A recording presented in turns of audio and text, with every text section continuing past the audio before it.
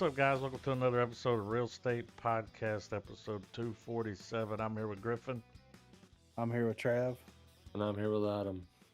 This week we finally got to watch The Eternals. Yeah. Finally, I went to the theaters and watched it. So, yeah. You know what I mean? I bet those visuals popped more in theaters. Oh, yeah, for sure. I mean, I'll say this before we get into it. It was better on the second viewing than the first viewing. And I don't know if it was because I was coming off of Shang-Chi, fixing to go into Spider-Man, or what. You know what I mean? Like, it could have been a combination of things. Yeah. But Well, and that's, this time you knew what was going to happen. yeah. You already knew, too, there's a lot going on in a short amount of time. Yeah, I mean, it was it was a little aggravating to say the least coming out of the theaters after, Shang-Chi, like I came off that high big time. First film back in theaters, first Marvel film besides what you call it, Black Widow, Yep. you know? So, but yeah, there's this is what I'll say about it this time around. Like I enjoyed it more the second viewing. It definitely isn't like the best Marvel film that's ever been released. They do a lot of good world building and things like that, but how are you going to introduce 10 characters in one film and try to develop those characters in 2.5 hours? Well, like, dude, remember when we saw the trailer? I thought Kit Harington was a fucking Eternal. Yeah, Because he was right. all up in the trailer. Yeah. And in the movie, Uh, he's in there for, like, just a little bit. Long enough for you to yeah. find out he's the Black Knight. Yeah. Like, okay, cool. Was a little It just kind cameo of with felt, Blade, little Blade voice off camera. yeah. And it really felt like they threw him in there just so they could introduce, like, of course they threw him in there just to introduce him as the Black Knight, but it really didn't serve any purpose to the overall story. Like, they could have done that any number of ways. You know what I mean? But I mean that is what it is at that point. Mm-hmm. But Well, I I mean, felt it didn't feel too wonky to me because they played it like he was just the he was just the ditzy Earth guy that she was in love with and fooling around with for a while, and it played into the classic trope that like, oh well, he's keeping secrets too. Yeah. Well, and now he's aren't we gonna all try to though? do something to, I guess, find her. Right? He'll get involved in that. I guess I don't know. He just watched his girlfriend disappear into the Yeah, sky. There's a big helmet floating in the sky. Like, dude, that yeah, motherfucker was massive though. Like, when you yeah. see his head in the sky, it's like okay, and then you see how far out he is. I'm like, I don't know if it quite works that way, but Well, he I'm was also way out wondering. there. I'm wondering if that's going to be addressed. Like they've had this pretty good track record of whenever there's like something goes down and the world witnesses it, like with the Battle of New York, all the other events of the Avengers and stuff. I wonder if there's going to be moments where people were like, "Remember when that fucking thing showed up in the sky Yeah. and just like warped the fuck out after saying it was going to judge us?" Well, like it's I coming mean, back, so yeah, kind of need to be ready for that. yeah. And Because, like, dude, what that are? thing's so big it could just smack the planet, and that's it. Oh yeah, like finger bang it one Yeah, time and it would just destroy it. spit on it, it's over. Yeah, Um, I didn't really understand a lot of well, I'll put it this way. It kind of went along the lines of what I expected. I would consider this one of Marvel's first quote unquote filter movies yeah, because it really hangs on the idea that like you're gonna stick around for what's coming like next, and honestly, like it's there's so much ridiculous shit going on throughout the film that even though some of it doesn't get any exposition or gets probably the amount that people are desiring, I think it's what's left a lot of people like, because personally, uh, just about every bit of comic that Jack Kirby has had his hands on that's been adapted, to me is like a blessing because even though he has, he created the Eternals, he created all of the pretty much all the cosmic shit. Like Kirby was one of the first people to be like, hey, let's quit fighting on Earth all the fucking time. Yeah. Let's put some fuckers in space and shit. And so I thought it was a breath of fresh air that it was a film not centered around a bunch of already established stuff. Like it was its own thing Yeah. that left its, it left its imprint for sure. But I don't know. I enjoyed the eye candy of the Celestials. I enjoyed how basically the Eternals are just a bunch of visions. Yeah. Right. Yeah. That's Pretty pretty much. much, which made me ponder the idea of did Ultron, because clearly they've made it aware, not just through fan shit you see on YouTube, but even with like what if, that Ultron was aware of the Infinity Stones. Yeah. I mean, he used one to make Vision, of course, but he was aware of the full extent of it. So who's to say that he didn't, in his ego, because he's modeled after Tony Stark, so he was egotistical. Who is to say that he didn't try to fashion himself as a Celestial, trying to basically do the same thing as Celestials do with Eternals? Yeah. And that's what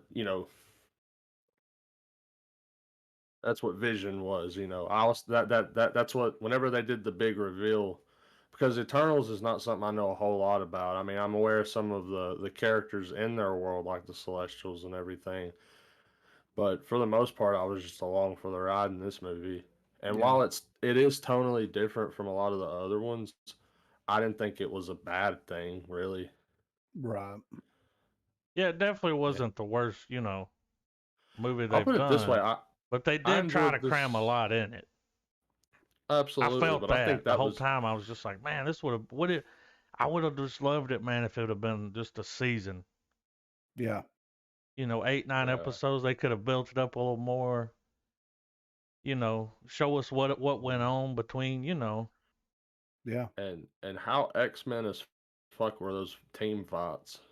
Oh yeah, Well, and that's one thing that I will applaud. Like, even though you only get them like very, very, very so often, the way that the team fights were, the way that they were all kind of playing off of one another, and it was great. And it was almost like a better version of the Justice League to a I degree. really, yeah, yeah. I was telling people at work, that I'd watch. I was like, it felt like it was a combination of. It was like if Justice League and the X-Men had a baby, and that baby was better than its parents. It was the Eternals, Yeah, right. Yeah. as far as movie standards.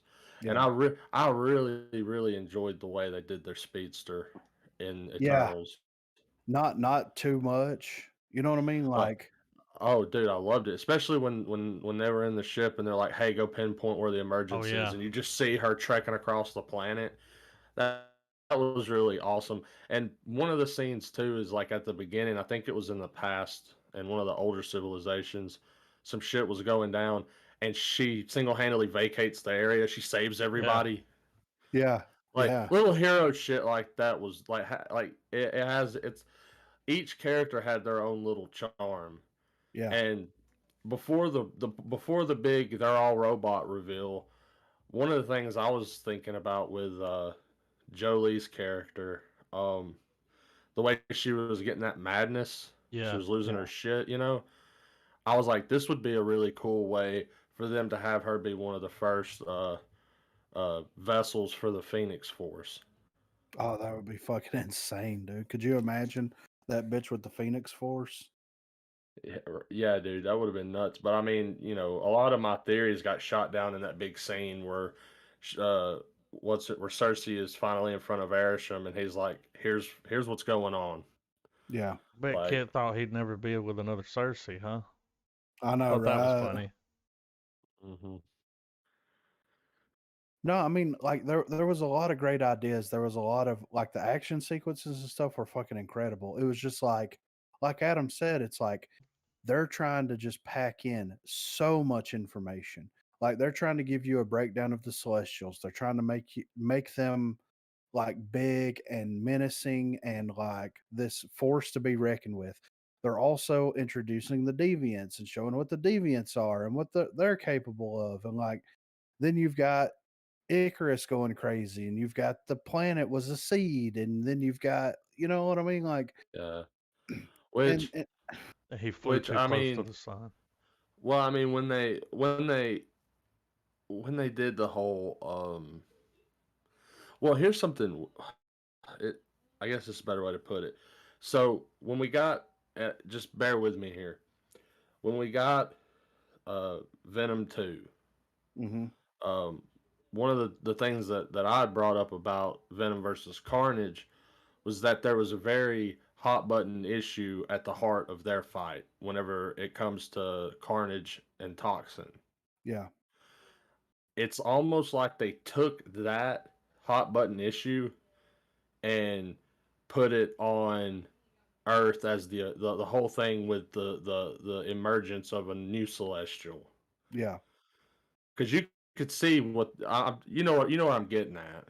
yeah, for sure, yeah, Like, I mean, it was an abortion metaphor, yeah, and it looked like they pulled from that to put that there, and it didn't feel too on the nose, but you could tell that was an underlying message throughout the story was once it goes away from like, oh man, we've been apart from each other for so long, and then cuts to, hey, we were really cool back then, right? Yeah.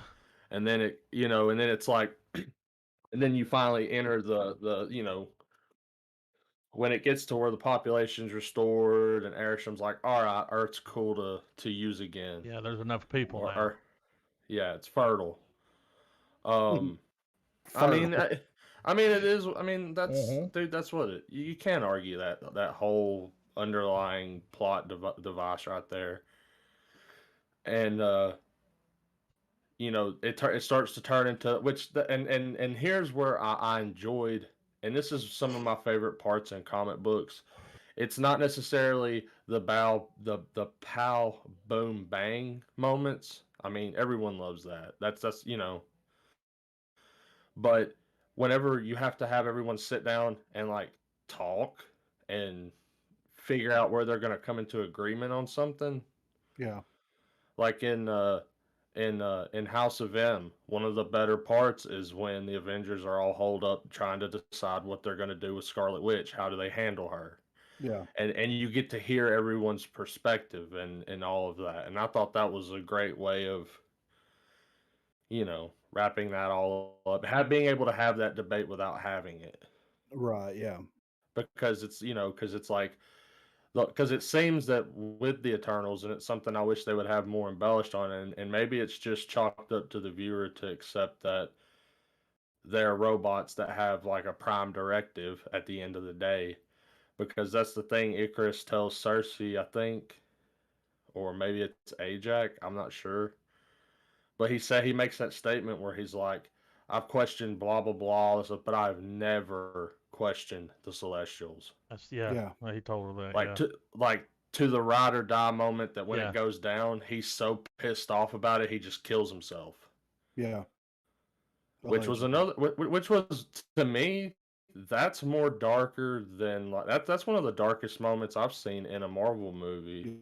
yeah, yeah, I mean, granted, they made it all fantastical with like he's gonna fly into the sun. We Yeah. got to cash in that metaphor eventually, Yeah. yeah, Yeah. and but yeah, like we haven't had a quote unquote Marvel hero off themselves yet. Not even with like the Netflix stuff. yeah. He was a So yeah, badass. I mean, Would oh you call yeah, her the dude, speedster? The deaf girl? yeah, Yeah. Dude, when she yeah, was fighting him, that Oh was my cool. god, Yeah. Oh, Because that absolutely. Oh, pissed her dude, off when he she was took that beating. She motherfucker beat. druid over there. He threw him in the ground and just fucking hit him with the laser, and it was pushing him under the ground, you know. Yeah. And those two had Which a thing for I each other, so I ended up liking Druig a lot more than I thought. Yeah, me too. yeah, I thought he was. I thought he was. He just has a villainous face. That actor, and it's not yeah, an insult. It's like I would cast him as a villain, Yeah. and to have it to where they were like, no, we're gonna use him to try to put this fucker to sleep. Like their plan A was gonna be powering him up to yeah. like Professor X the shit out of this thing, and that didn't happen, of course. But like, I was like, that's a really fucking cool idea because he only had little. He was the one Eternal that really didn't have a lot of power moments, but when he did, they were Yeah. fucking cool. And it's just because he was so goddamn OP. It Yeah. was. Like when he stops that war breaking out, and he's like, "If y'all want me, if you want me to stop what I'm doing, you're gonna have to fucking kill You me. have to Me kill and me. these motherfuckers are out." You know. Yeah. Because the Um, technology they gave him, it's like, now look at them. Yeah. And then when they like, show well, him out just there after the H bomb, and he's like, I yeah, Oh got my no faith God. in these dude, people anymore. I loved that scene, That was dude. cool. Yeah. Where yeah, and here's and I was like, yeah, Fastest. I feel like there was way more to that character Yeah. than the movie gives you at face value. And one of my things, and I think I messaged it to one of y'all. I think Fastest created the 10 Rings and was like, that ain't gonna do shit, and I just left it mean, behind. it looked like some of his technology. Yeah. Well, Right. think about it. He was sitting there whenever he would create something. Yeah. He would sit there, Tony Starking the shit out of it in his Uh-huh. hand, being like, I'm gonna fucking, let's put a coffee machine in it. Yeah. No, fuck that. No, we want espresso. Let's do that instead. He's sitting there doing, he's just throwing components Yeah. fucking everywhere, And there like was a lot of haphazardly. rings in there. Like whenever Yeah. And whenever he did that one thing where the rings came together and strapped down Icarus. Yeah. That and was yeah, fucking badass. well, when they're doing that, yeah, right after, I wish I could remember her name. Kingo was Kamel Ninjani. Yeah. And him and his little Um, buddy was hilarious. Yeah. oh, dude, That was yeah, so funny. but dude, it hits you in the feels when dude turns around whenever they're leaving. He's like, "Man, thank y'all for everything y'all done." Yeah. That wasn't. Like, you know what I mean? You're Yeah. like, dude, he's the comic relief that hits you in the feels before he makes his exit. Yeah. He's like, And you need to go home, and he's like, and what? Watch TV? You know? He's Yeah. like, Yeah. well, like, I love how people get angry at the idea that like, okay, they didn't help during the Infinity Saga. Well, when you think about it, they they gave a shit, but who's to say they didn't do things in their own small exactly. way? We Because you don't got to know. remember, none of them were together really. No. Um, No. you know, they could. I mean, and think about it. These machines are thousands of years old, Yeah. millennia years. Like they've had their memory wiped so many times. They kind of have a Wolverine effect going on where their minds have been wiped so many times they don't really know how fucking old they are really. Yeah. Uh, but just in their current incarnation, they've been able to retain their memories for 7,000 years. There's like I wouldn't be surprised if I was that old. I would definitely have the me and mine mentality. Like I don't give a shit about saving the planet anymore. Well, what were those None of things that's they had to really any of my kill? concern. The deviants? The Deviants. Yeah, well, Yeah. once they Yeah, wiped those out, they were like, I mean, we're yeah, kind of job's done done. until, Yeah, whatever happens. I mean, because that's the Yeah. thing is they didn't know what happened after that because they'd Yeah. always been wiped. So it's like, well, as far as we know. But then they did the whole thing like the ice cap, the glaciers melted. And it's like, of Yeah. course, here's Yeah. the deviants all of a sudden. And then that one And so, starts sucking the power in. I yeah. like the scene where he yeah. gives those, and whenever he took her there and pushed her off that, I was like, man, you motherfucker, dude, Yeah. you the coolest one. Like, I thought it was cool how they did that. So at some point, there was a deviant that managed to evolve himself so far along that he was able to develop some sort of relationship with an eternal. because that's how Thanos' lineage is, or that's how he's. Because I'm still trying to figure out how he's gonna get the deviant gene. That's why he's got the purple skin and all that stuff, Yeah, and that's why his brother that shows up looks fucking normal. right. So there's still a missing link there, and that might be explored in Eternals too. But there's still been no green light on that because it definitely underperformed. Yeah, yeah, for sure. Well, And and there was way too many missteps, in my opinion, in the film. And like, so misstep number one: why are you going to build up a deviant that's able to pull the powers from the Eternals and learn how to communicate and be an intelligent piece of life to just massacre in the fucking climax of the film for no reason? Why would you do that? well, It's this. well, I mean, reason. Well, I mean, they set the reason in there when he can learn to speak, and one of his first words is, "I'm going to kill every one of you Well, yeah, for what and y'all done to me." But I get what you're saying, that like, why even introduce him if he's not going to be a recurring thing? But the way I'm looking at it is that he's not the only one that can evolve like that. Like there are certain deviants that are going to be capable of doing that. And who's to say that even in their more primitive states, that those snarls and growls and shit, they're still communicating amongst themselves. They can still talk. There's still some sort of communication that they can maintain amongst themselves to still be a cooperative or cohesive like species. yeah. Well, and I get that, but at the same time, like you're building this one specific one up for a very shitty payoff. Like really, Yeah. And you even at the got a end of the day. Skarsgård to play it. Yeah, Which exactly. Right. which it would have been a lot better if they had did that, and maybe instead of one of the post credit scenes, instead of the blade scene, have it to where, you know, you see others that have evolved up to his level being like, we've like that, basically showing that they've all got the same idea. Like Yeah. the Eternals and Erisham, like we're fucking coming for not just the Eternals, we're coming for all of them, Yeah. and set up the next big throwdown for the next film. Yeah.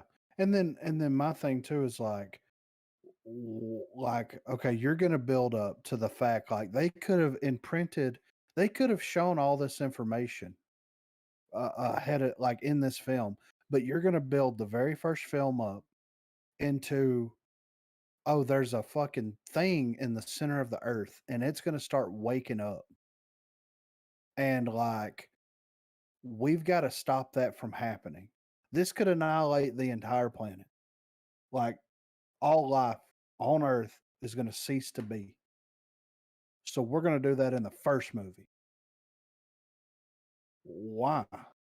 Like that should have, to me, and Well, ideally, yeah, ideally, if it would have been me that wrote this film, even though I'm not the person that wrote the film, I would have had a more linear storyline. I would have had them come to Earth. I would have had everything in the past play out, include more stuff from the past, get rid of some of the dumb shit that happens in the future, have yeah, Erisham give that information like to Cersei. Go ahead and have Ajax die and give that information to Cersei. And then have the film build up to this fight with not only one deviant, but multiple deviants, and like one of the deviants gets away while they're trying to figure out a way to like stop this from happening or stop this from getting that far. Because like think about it. If you look at the timeline here, it really doesn't make any sense. Basically what they're saying is that like whenever they brought everybody back into the world from the snap, they somehow brought people plus people back. There's no way that enough time has passed for the earth to multiply, people on earth to multiply enough to actually trigger this event. There's just no way. So like well, you're right in that regard, but I think it was the idea. Well, if you remember, they said that the emergence was delayed because of the snap. Yeah. They said Yeah. it was, so they were already primed for it to start happening. But then Thanos showed up, did a snap, end game happens, and then it comes back, and then it's primed again. Because because the way I took the film was it was it was displayed fragmented, I think, as a missed artistic choice to show how fragmented the Eternals are, to kind of coincide with the idea that like they, because the big thing is that the Eternals are completely unaware that they're these repurposed robots sent out to do this, that, and the other. Yeah. Like they have to go, like they basically, the plot of Black Widow is them figuring out, hey man, no dude, you're a fucking robot, like you're nothing, dude. Like we don't have a purpose anymore. Or we do, but it's not gonna be the purpose you thought you had. But I mean, I took it as okay, the snap happened, they come back, Earth's fertile again. Why there's a waiting period, I don't fucking know. Because comic story. And then it happened. I don't think it was a case of people plus people, but you also have to look at it this way. In those 5 years that everybody was gone, the population was growing back again. Yeah. Because that was the great flaw in Thanos' plan, was that not only were there obviously going to be people that remembered shit, because you remember the speech he gives them about like, I'm not just gonna get rid of half a life now, I'm gonna wipe everything down now, Yeah. down to the atom. Well, his plan was still going to be flawed because all of these people were going to slowly start building back their species. That Yeah. like, it was going to always build up to where Thanos was going to have to fucking snap lottery every so many hundred thousands of years, and he's already like 1,000+ years old by the time he gets the Infinity Gauntlet. Yeah, that's true. But But I I don't mean, know. but I do understand that it was a lot thrown at us, and there would be moments where you're following a plot line and then, oh, here's a new one. Yeah. Okay, keep those two going. Yeah. All right. 30 minutes later, oh yeah, man, by the way, this is happening as well. Yeah. Remember that shit, but also remember this. All Yeah. right, cool. Oh yeah, by the way, there's a celestial that's been sleeping in Earth the whole fucking time. Neither Shield, Tony Stark, Hydra, or the U.S. government has discovered it, but whatever. Yeah. And you would Like, think that too. It's like, how the which fuck? which I'm sitting here trying to wonder, okay, is it that the planet is harboring this entity, or is it has to come through the Earth's core, kind of like how, you know how Arishem fucking black holes the fuck out Yeah. whenever he comes back and claims them, and he's like, all right, let's walk and talk, snap, and he's gone. Mm-hmm. Like, was it just some like Pacific Rim shit going on under the planet where like Arishem, not Arishem, but Tiamat was gonna fucking just like come through that and be like, this is the conditions, I need to fucking come out of this. Because I, you would think that at this point in the story, post Thanos, that like Iron Man would have had the level of PTSD that we've had crammed down our throats since Iron Man 3. That they would have been like, what's up with this? What's this big ass fucking thing in a like fetal position in our planet, dude? yeah. Why wasn't there textbooks going, hey man, there's a sleeping giant in our planet. We have no fucking clue why, but it's there. It ain't Yeah. done shit since time memorial, but or memoriam, whatever. But Yeah, I mean, and if they would have had a more linear type of storytelling, like I really think that because like the idea is like, okay, they're robots, right? They're sentient robots that develop emotions, right? Why they were programmed to have emotions, who the fuck knows and who cares? Why they were programmed to have fucking a nervous well, system. I think it's because maybe Arishem, or maybe all the Celestials, Arishem had some sort of connection to the energy that powers the Mind Stone. Now this is just head canon. I'm not going off any kind of book, like comic or anything. This is just me doing the mental gymnastics to try to understand the movie. And like I firmly back that theory of like a color coded Marvel. Like all the colors Oh represent yeah. something. They're from a source. the whole stuff with the Eternals, from their weaponry to the Yep. orbs that they used to contact it, it's all that very bright yellow that is reminiscent of the Mind Stone Hmm. and of the magic of Doctor Strange and Doctor yep. Strange, stuff that deals with that type of It shit. looked exactly the same. And I'm wondering if Erisham has some sort of like he can like he's eternally, no pun intended, tapped into the power of the Mind Stone, which is what allowed him to create the Eternals, because that's parallel to Ultron creating Vision, in my opinion, and Yeah. I don't think that was done coincidentally. I think it was purposeful. Right. Right. It's showing what's happening on Earth, but on a cosmic scale. Yeah. So And so but but yeah, so with that idea, it's like I'm just looking at this just from like reality's sake. You're going to try to introduce 10 characters and celestials and deviants and all this other kind of shit. Like, why would you not have a more linear story in that regard? and Because like, I totally agree. I totally agree with that, because this movie made the same mistake that Fox has made with every X-Men film that's ever been put out. yes, because like you see Druig's frustration culminate in one scene.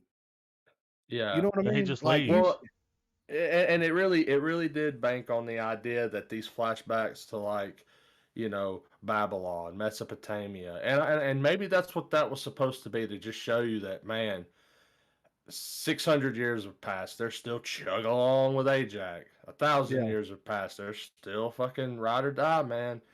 And then at one point, because if I'm remembering it correctly, when Druig does his "fuck this shit, I'm out" moment, that's when everyone kind of like splits, Yeah. Yeah, that's the breaking point. and it just seems, and like, you can see where the explanations for these questions are there in the film. It just really sucks ass how they were put out. Yeah, for sure. Because like you could have shown these relationships develop between these core members. Because when when the film opens, you see the introduction of Cersei and Icarus in that moment. If they would have like had them be the focal points and they would have like had a more linear story where it worked up to that split point and then it does a time jump into the future where Well, now we kind of see what they're up to now, you would have had those relationships and those lingering feelings, they would still be there. well, think of it this way, because you were talking about how you would go about the film and stripping down some of the aspects or some of the elements that were in it. Look at it this way. This movie feels, it's almost Star Wars in nature. Like, it throws you in the middle of the Eternals bullshit. It Yeah. really does. And it gives you little bits here to be like, all right, here's a visual reference as to why this is happening right now. It would have been interesting if, like, maybe the first movie have a couple of time jumps, still keep it removed from present time so that we don't have to ask questions like, well, where the fuck were they during the snap? Yeah. But have it to where they land, they start rounding up deviants, but all the while have a second thing going on, and it's their questioning of humanity, because it's not just Druig that questions it, even Fastus does too. That's where we get the Yeah. the Yeah. world the Hiroshima scene. So have it to where some of the Eternals are like, man, I don't know if these motherfuckers are even worth saving, Yeah. like not even in a Yeah. collateral damage sense. Yeah. Because in reality, all they really had to do was jump down, scorch the planet, fucking get back in their ship, job's done, you know? Yeah. And But I mean, I know that but the thing being, don't explain that they needed to have intelligent life so they could give birth to a new celestial. Let that be in Eternals too. Yeah. Let yeah, that and let that, Build like, up to because that. if this movie had been a sequel, I felt like it would have been a great middle movie. exactly. Yeah. Exactly, dude. And have the first movie be the Eternals, uh, going through that point to where Druig's like, "No, I'm out," and then have it very simple. Have a few hundred years past, Druig has built up a kingdom, Druig's like, all right, I'm gonna control some shit. Have him be a bad guy. I mean, maybe that's taboo. Maybe that goes against comic lore. I don't know. I haven't read the Eternals, but I also feel like we're dealing with characters in comics that, regardless of what fan base is still around to enjoy them, these are D-list superheroes. These are Yeah. heroes that, by and large, Marvel and Disney can reshape them however they want. That's what they've already openly said they're doing with Blade. Yeah. Yeah. Exactly. And so have Eternals 1 be the Eternals beating the shit out of Druig and a fucking population of mind control and getting Druig back on their side. And then have the final moments of the film have Ajax reveal, oh shit, the robots? Oh shit, Icarus knows about some larger scheme, and tease that, and then let that be the movie we have Cliffhanger. now. Yeah. Yeah. Exactly. Well, and think about it. You said it, Trav. They put the perfect moral dilemma in the Marvel universe already. They could have used that as a jumping off point to actually set where this movie takes place at. Because, like, think about it. You had every fucking person in the world talking about, well, Thanos technically wasn't wrong, but like the way he went about it, and then you had people on the counter argument, well, it's like, yeah, but he just annihilated half of the population of the entire universe. Yeah, but he did it for the great, like, you had people, real Yeah. people talking about this. And they could have inserted the Eternals into that situation to where, like, Druid could have been like, fuck this, I'm out of Yeah. here. Well, like And then, well, you have it to where Thanos' conversation and points he was making, he wasn't the first to have that idea. He wasn't the first for that to dawn on him. And yeah, have some other heroes show that they reflect some of it, and that, you know, part of I guess we'd call it long form heroism, which are characters like Eternals, like, well, people with a long age factor involved, have it to where at the heart of it, that's their narrative. It's humanity still continuously worth saving yeah, despite their shortcomings, exactly. and Yeah, work towards the moral ending of, yes, the bad is worth enduring for the good. yeah. And if they would have built up to that moment to where, like, Infinity War was taking place, the snap happens, and then that what happened to them, and I already know what they're going to do. The second movie, if it comes out, it's going to be what they were doing while the snap was happening and how they were dealing with that moral dilemma. They should have just put that in here, and they should have had the Eternals end when everybody comes back, when the snap whenever Yeah. Iron Man does his thing.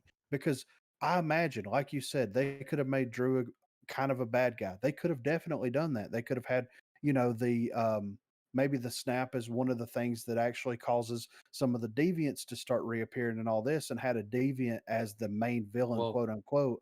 But well, if Druid sees all this, he could just be like, fuck this. I'm going to control the whole planet, because if I control the planet, then Thanos has no reason to do this. yeah, and also too, what adds to my theory of him being a good guy and being able to like have a successful story with him, and having to deal with someone with that type of power set that he's got. Whenever they're fighting in the woods, and they're at Druig's little His little fucking, camp. His sanctuary? yeah, Yeah. his little Jim Jones area. And, well, I mean, it was a profound moment when Cersei looks at Druig and says, "Let him go," and He he said lets it's him not the go. Like time. Now's not the time to he's do it. And she's like, he you gotta let yeah, him go. and he snaps out of it, and we slowly watch him crawl back into being a good guy, to where suddenly the Eternals are putting their lives in his hands again. They're like, we're really banking on you controlling this big ass fucking thing that Yeah, we don't even have a mathematical percentage of the success rate for it. yeah, yeah, But I do think, though, in this movie's defense for what it is, what we have, I think Marvel Studios pushed it, not pushed it per se, but they probably sat down with Chloé, with the director of the film, and was like, okay, so Guardians of the Galaxy happened. It was lightning in a bottle. James Gunn worked his magic, and we are forever grateful for the bukus of money he was able to give us. we're trying to go a little bit more far fetched and a little more out there, and we don't know how this is going to pan out, but here's the source materials that we want you to pull from. Put as much as you can, because May not this get may or may another one. not pan out. Yeah. Like, set up what we want you to set. Like, give her the dotted outline, but be like, have creative control. Which I feel like the whoever her cinematographer was, bravo. Like, I don't think this movie I think will slowly become a cult classic, and I know that sounds fucking stupid in the here and now. Yeah. But I think that as more, it's one of those films that that we're gonna hate now, only to love and appreciate later. Yeah, for Because sure. I really think a lot more stuff will be Well, when it expanded ties on with in this with everything film. finally. Yeah. Yeah, and that's the risk that Marvel has to take now with some of these films, is when they introduce new concepts, new characters, new settings, new whole ways of how the universe works and their storytelling. They really gotta, like, they really are rolling the dice with it. Yeah. But at the same time, and once again, I'm biased when it comes to Marvel Cosmic and the MCU. I can't get enough of the shit. So like that's one of the things that has me liking this film despite its shortcomings and its glaring ones as well. Is I loved the setting, I loved what was happening, I loved that it was like, oh, it's not going to be this one story where even though we have all these people, we're just going to keep following old Cersei and her love problems. Like, I'm glad it didn't turn into that. Yeah. No, I'm definitely glad it didn't turn into that too. And like I said, whenever I was talking about when I went to the theaters to watch it, I think that this film does a great job at setting up things that could potentially happen. Now, I mean, if Galacticus shows up to fucking annihilate the planet, then it'll be worth everything that they did in this film. Now, Everything. and that made me just think of this as well, man. Maybe one of the reasons why this movie has such a shortcoming is because there's no human relation to any of the characters in this film. Yeah, they try to make them have emotion. Yeah, they try to make them have families and love I interests was and all bummed that out kind of when thing. Gilgamesh died. Yeah, I love Yeah, I was Gilgamesh. He bummed the was but fuck out. at the end of the day, though, once they tell you, hey, all your main characters, they aren't human, yeah, then there's almost that part of you that's like, okay, if they die, not a big deal. yeah, Is it? Like, yeah, it yeah, sucks for the story, but as far as your, like, because think about like our other heroes, like with like particularly our Earth-based heroes, our humans that have become super. I don't think Thor really counts in the Asgardians and all that bullshit.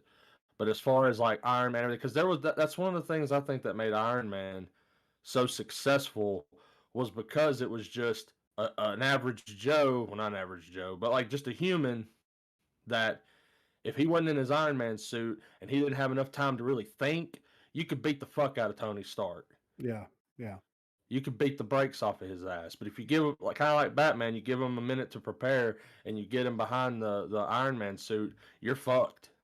yeah, But I don't know, the fact that we were dealing with a cast and character, well, not cast, but a character list, or a what would you call it? The dramatis persona of this film, none of them were human, and the only human we did have got shooed away at the beginning and brought back at the after the fucking credits. yeah, yeah, Um, yeah, I mean, I think that could be a factor. I'm sure there's many factors other than like that. Everything down to just the fact that people watched it and was like, I don't like this, and that's where I think the filtering part of labeling this as a filter film is because despite how convoluted some of the stuff gets, this is probably one of the most comic book films out there, yeah, and for there's a sure. lot now. Like, Yeah, we have better ones, obviously, but this movie's comic book is shit. Like, there's a lot of this is happening, go with the flow. yeah, It's coming out of the earth, don't fucking question how it's been there. Like, yeah, you have to take it at face value, like the same way you would like the fucking Dark Crystal and shit, you know. Yeah. And you know, it is what it is, and I hate that some of the parts were kind of stagnant, but there was a lot of it. There was a lot of stuff I think is misunderstood, and a lot of stuff that's just in our faces right now that we don't realize what it's implying. And Yeah. I'm excited to see how they are able to turn this from a piece of coal into a diamond, because I feel like that's the game with Eternals, is that they're gonna release it as is. It's gonna be like, oh, that's fucking crazy if all this shit exists. But then later on, I think, kind of like with the way Marvel, that's their formula now. Yeah, I There's a mean, payoff at a later date, almost to the point where it memes the company to where everything is just an advertisement for the next thing. Yeah. well, you said something about there's no green light on like another movie yet. Now at the end, it does say they will return, and I Yeah, feel I mean, like if that was just off the table, then they would just remove that yeah, they I would agree take it too, out. man. So I know they'll show Yeah. back up, but when it went off, I was just like, well, okay, well, when's the next one coming out? Because now I got to see. So that motherfucker that shows up at the end, like, Ayrton, is he the he's big bad of those? Like, he's is the there No. one Supreme bigger than him? Creator. He's like he right now it looks like they're pushing him as like the quote unquote god. Okay, Yeah. Yeah. so there's no one Um, bigger than him. there will be, Allegedly. and there is, but it's so it when it with Cosmic Marvel, man, it gets so fucking out there, man, that Yeah. I'm glad that they're just kind of piecing it that way, because there's a character called the One Above All.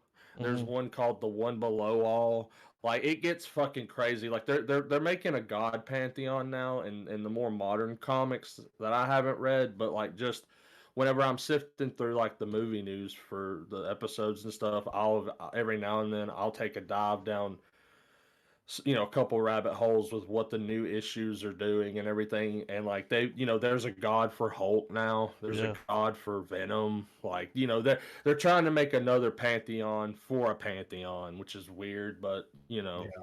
Yeah. but I like that they were like, yeah, we're gonna make Arishem be kind of this like Well, god figure. well, you remember when But people were like, "Man, how are they ever going to top Endgame?" It's like, well, how about God showing up and being like, Yeah. "I'm gonna What fuck have you been y'all up," doing? Yeah. I'm and God liking looks too, like the Iron Giant, by the way. and one of the coolest things, man, is that in a weird way, they're building up the idea that like Earth is uniquely like special Yeah. in the Marvel universe. Like, for Well, some what she weird was saying reason, about it at the end, just like she was like, "We can't let this one go." Like, there's something about this place. Yeah. yeah, and I think that's gonna be interesting how they build up or how they embellish on that. Yeah. Because, like in Justice League, we have Earth coined as the planet that fought back. Like, what is, and I feel like it's the same thing with Earth in the MCU, because we have because those are always badass moments, man. Whenever the bad guys are talking and they're like, man, we fucking Earth, are you kidding me? Like, Yeah. Yeah. like for instance, at the end of Avengers, when the dude tells Thanos, he's like, "Man, the humans, dude, they're not as Yeah. squishy as we Earth thought go they hard. were." Yeah, Earth go very fucking hard. Yeah. Like, Earth just threw a nuke at us. And that's what she said at the end. She's like, "They beat Thanos. Like that Yeah. motherfucker went around destroying planets, right? Yeah. And And they they stopped him. single-handedly. Well, Now, I We. had to do some fuckery to do it, but like, Yeah. yeah, made it and see, work." that's what's even more incredible, is that in the eyes of all of these cosmic beings, Earth is like the craziest fucking anomaly to ever happen, because it's like, okay, this person that we know is a bad motherfucker has wiped out half of all life. Oh wait, you mean a group of people rewound time and Yeah. stopped him? Went through different, like, fucking, Like, but at the same time, Earth goes so hard that we'll fucking rip yeah, the multiverse open to that's what I keep it mean. Yeah, going. they were going in different universes, getting the stones, and all this shit was happening at once. It's like, Yeah. Which I have to applaud Marvel too, man, because we got the plot of Loki explained to us by the Ancient One in Endgame. Yeah, for Because sure. when Hulk rolls up and he's like, "Hey, where's that goddamn time stone?" and she's like, "Let me show you this diagram. Here's time. Here's how you're fucking it." Yeah. Like, Yeah. and yeah, man, it's crazy. But like, I just hope that moving, yeah. Cena gets because when I saw that she was gonna be in this movie, I was just like, ugh, you know. Well, here's But she what actually did a surprised me. pretty good job. Yeah. Well, see, and that shocked the hell out of me. Yeah. Thena was a supporting Yeah, character, she and wasn't so the main. so removed from the Dude, in a film. lot of those I scenes, she was can't just kind believe of chilling in the background, not even I speaking. can't Like, believe I can't believe Hayek got top billing over her. yeah, I know, right? Yeah. Well, I mean, Selma Hayek has been a staple for a long for time, movies but for quite a while. Yeah, but she's come a long way since letting snakes go down her leg. yeah, That's you for would lick sure. the shit off my booty. That's all I think every time I see her. Yeah. But I Well, hope and that Thena gets a goddamn new SSD. That's all I'm saying. Hope she comes here's back. what I think that the Eternals that left Earth on the ship, I think that they're going to weave their way into Guardians of the Galaxy. Ooh, A- yeah, And I think because they said that the Eternals will return. I They yeah. have a didn't theory too, man. Yeah, yeah, spill it, man. I was waiting for theory time. I think that the ones that are on Earth are going to like they're more or less going to be directly linked to the Avengers in some capacity, I feel. Because Yeah, I mean, they're kind of like the great ones if you really think about it. And yeah. now it's kind of like it's out there. Yeah. So here's my little my what came to my mind when the fucking credits hit for good. All right, the ones on Earth, I think it's gonna be kind of the same thing you're saying, Griffin. But instead of the ones that went with Arishem showing up in Guardians, I think it's gonna be the ones on Earth. They're gonna go with Eros and Pip, who was Patton Oswalt, by the way. I don't know if y'all Yeah, Yeah. saw that in the credits, but that scene was or funny. oh, dude, fucking dude. What's funny, dude, is that like I remember him, and if I he was in one of the, I think he was in either Infinity Quest or the actual Infinity Gauntlet plotline. He was one of the people that went around going, "Thanos is coming, get the fuck out of here!" Yeah, like which he's the would British be coming funny. guy. Yeah, Which would be funny if we get a Paul Revere moment yeah. in a future film with him like being drunk, stumbling out of. Which did you guys notice? I saw this in a video. Did you notice that the same teleportation stuff that Eris and Pip used at the end looked eerily similar to the Bifrost? Yeah. Yeah. I Oh, noticed it that. did. Yeah. I didn't. I was like, that looks weird. But then they were like, yeah, it looks just like the way like when they're transporting people or whatever. And apparently one of them's got some sort of connection to the Bifrost like Hemdall did. But anyway, I think Eros and those guys are going to be looking for.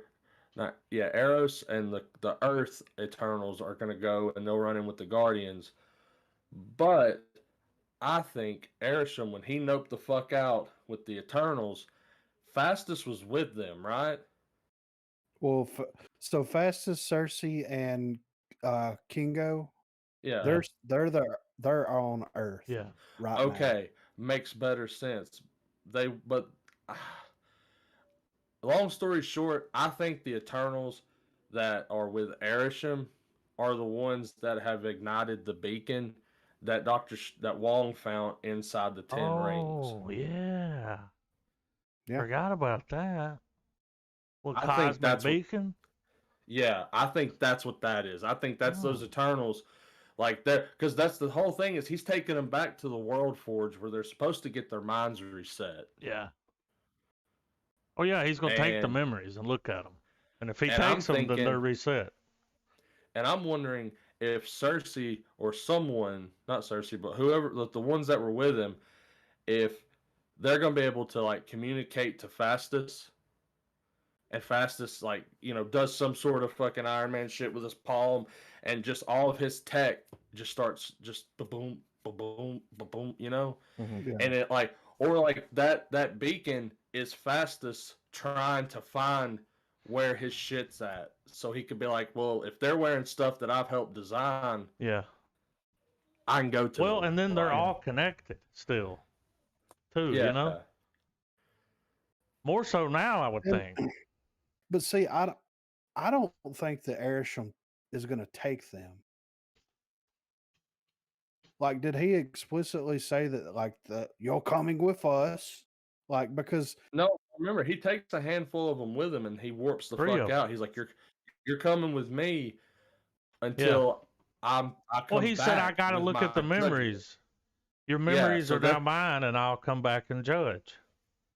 okay, so then like this is why I think that they're still on Earth, because like when he warps, they were still in space. Like no, he some goes, of them warped with him, dude. well, then why didn't he just pull all of them? It doesn't matter. He's a fucking God. Why wouldn't he just pull all of them that are still alive? Well, Even maybe it's even fucking something. Sprite. I don't Well, know maybe it's why he did something that as big dramatic reveal like that, because you know the other well, ones were maybe on the it's ship. well, maybe it's something as simple as Well, you yeah, know you're he's right. pissed Some at were her on the for doing ship. it. Yeah. Like, Yeah. Well, you think he probably he probably thinks in some weird self-confident God way, he only needs one eternal to sift through the memories of all of them, maybe.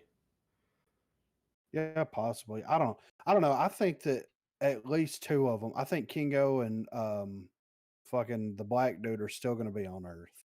No, They might have took Cersei is well, Cersei's gone with Arishem when the because dude that's gets the on the reason ship at the why. end and says, you know, Thanos' brother, Yeah. he's like, I know Yeah, where your friends are at. yeah, because on I the mean, that's what he ship says. He's like, he's got your on the friends, and I know we know where they're at. on the ship it's Thana, uh, Druig and the and the death Fast chick. speedster. check, yeah. Yeah. So the other ones went with Arishem. Well, and that makes more sense. And it would make more sense if they were like, I could see Guardians meeting up I with could see them that three showing up. Yeah, the and rescue. helping break them out and Yeah, then just fucking off, you know? that's what they Like do. I They could just see show that. up, do a thing, and leave. Yeah, just fuck off. But that's it. Like that would be great. Because when he rolls here. up, it's like, oh shit. That's like when the movie went off. I'm like, all right, next, you know, like, Okay, Yeah. yeah, wait, yes, of course. That's why my theory. Okay, so the people that went with Arishem was Cersei, Fastus, and Kingo. Yeah. Fastos, he lit the beacon. Yeah. That I mean, and that would be a really, really cool thing to do. And Like it for them to ties weave it in like that. well because I think it would go in well. That it would be that would be the perfect reason to have the Guardians run in with the new Avengers. yep. Yeah. Because the Guardians are with the Eternals that left on the ship. They're trying to find them. Doctor Strange and Shang-Chi find out that something's going on. So they Oh, it's all all fucking building start up to figuring something. so they figure it out. And dude, Another who's 10 to years say worth of movies is what it's building up well, I to. mean, Like, dude, I feel like it's building up. It looks like it's pointing to Galactus, at least on this side of the story. Which is what, like I said, if that happens, all of this will be worth it. It's got to, well, man. you They know he'll won't. show up They at some wouldn't. point. I don't think they would introduce the Celestials and put them in your face like they did in this And film. just like honey dick you like that, not bring him up later. Yeah, yeah, because it's going to be interesting if they weave a narrative to where, okay, Arishem, and once again, this is pure headcanon. I'm not going off any kind of source material, none of that shit. It would be really badass to find out that the reason why the Celestials are in such a hurry to make more Celestials is because an army's getting built to fight Galactus. That would be cool. That would be nutty. Just think Yeah. about it. Galactus is not here to be friends with anything or Yeah. anyone. He's the devourer of worlds. Is he Yeah, and Stranger he's Gathering, like a lonely devouring, wolf? and Yeah. he needs worlds Oh, another in the world killer. exact opposite. He needs Yeah. worlds in the exact the Celestials need worlds. Yeah. Oh, he feeds He off wants of it. Yeah, he Yeah, he- consumes everything to And live. Well, definitely, He's that's a- a big bad right there. Like that's a world killer. Anytime it's a and world I mean, killer, it's like and I know the whole thing of like we're doing all this bad now to reveal that it's because of a greater bad going down. I know that's been done over and over, but comic books is that I plot mean, device's yeah, home. if it Like works. it's always something to build to a larger threat, and it would make sense because think about how much life was wiped out in the snap. Yeah. Yeah. So much so that the Celestials had to back off and be like, "Oh shit, we can't keep making more of us right now." And then when they all come back, they're like, something fucking weird's happened. What if on the Celestials end?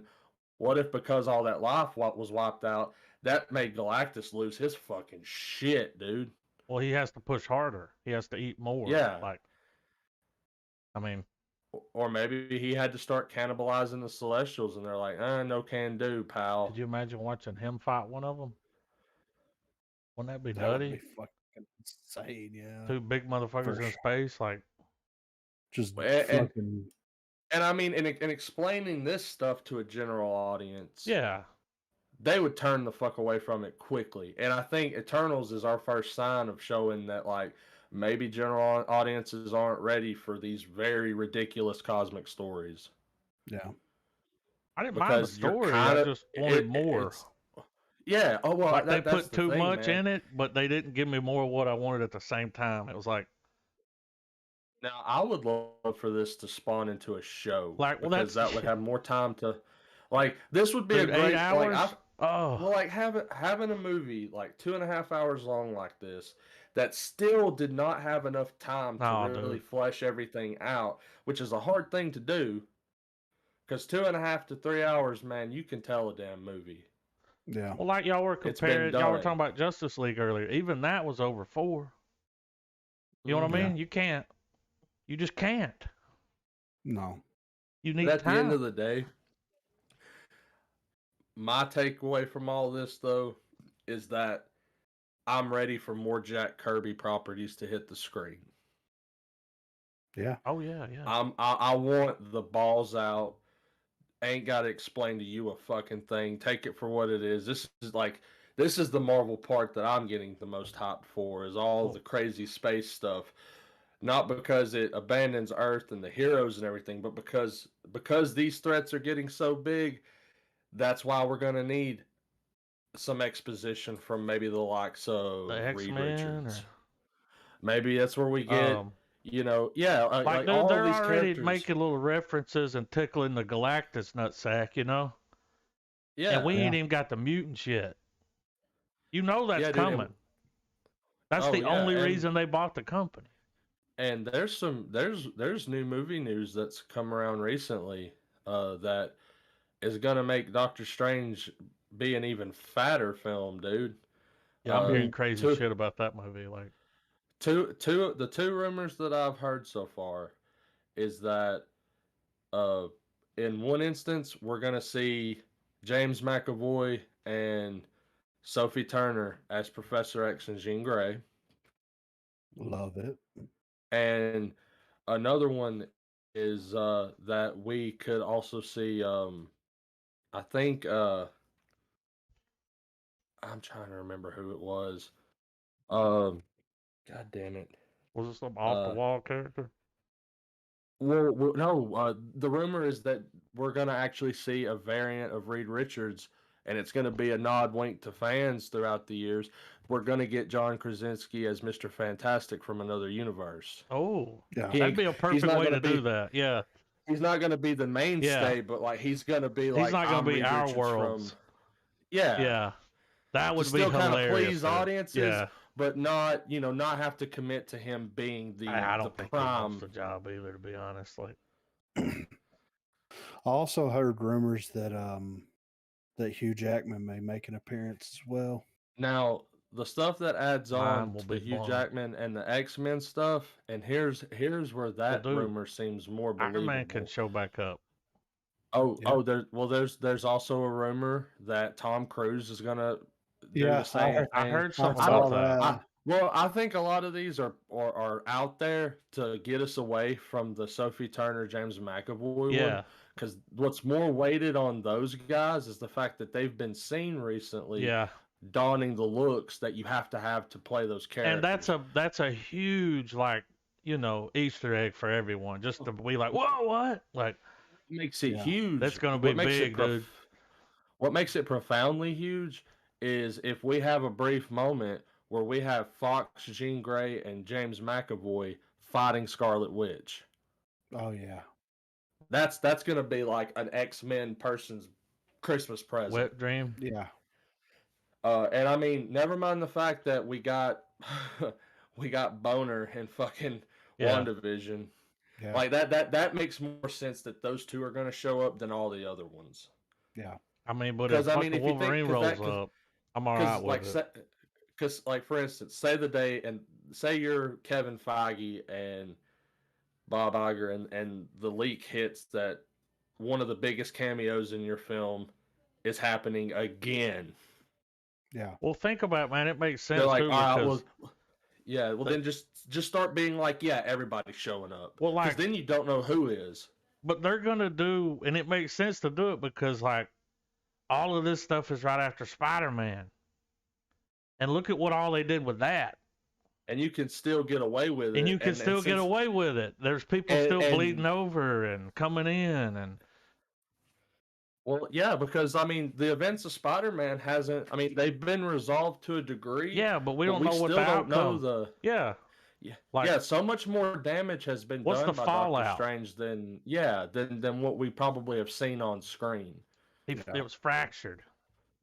Because the coolest thing about this is they're doing with Doctor Strange the same thing that they did with Spider-Man. Now, Spider-Man, they had a more reason, and that's making their trilogy as a whole their origin story. What if they mistake it because Doctor Strange did all that shit? Well, what if there was people showing up in other timelines, fucking up their shit, throwing their shit off? And then they start looking into it, and then what if they think it's Wanda? Yeah. But really it's Doctor Strange. Man. Well, that's something I've thought about too.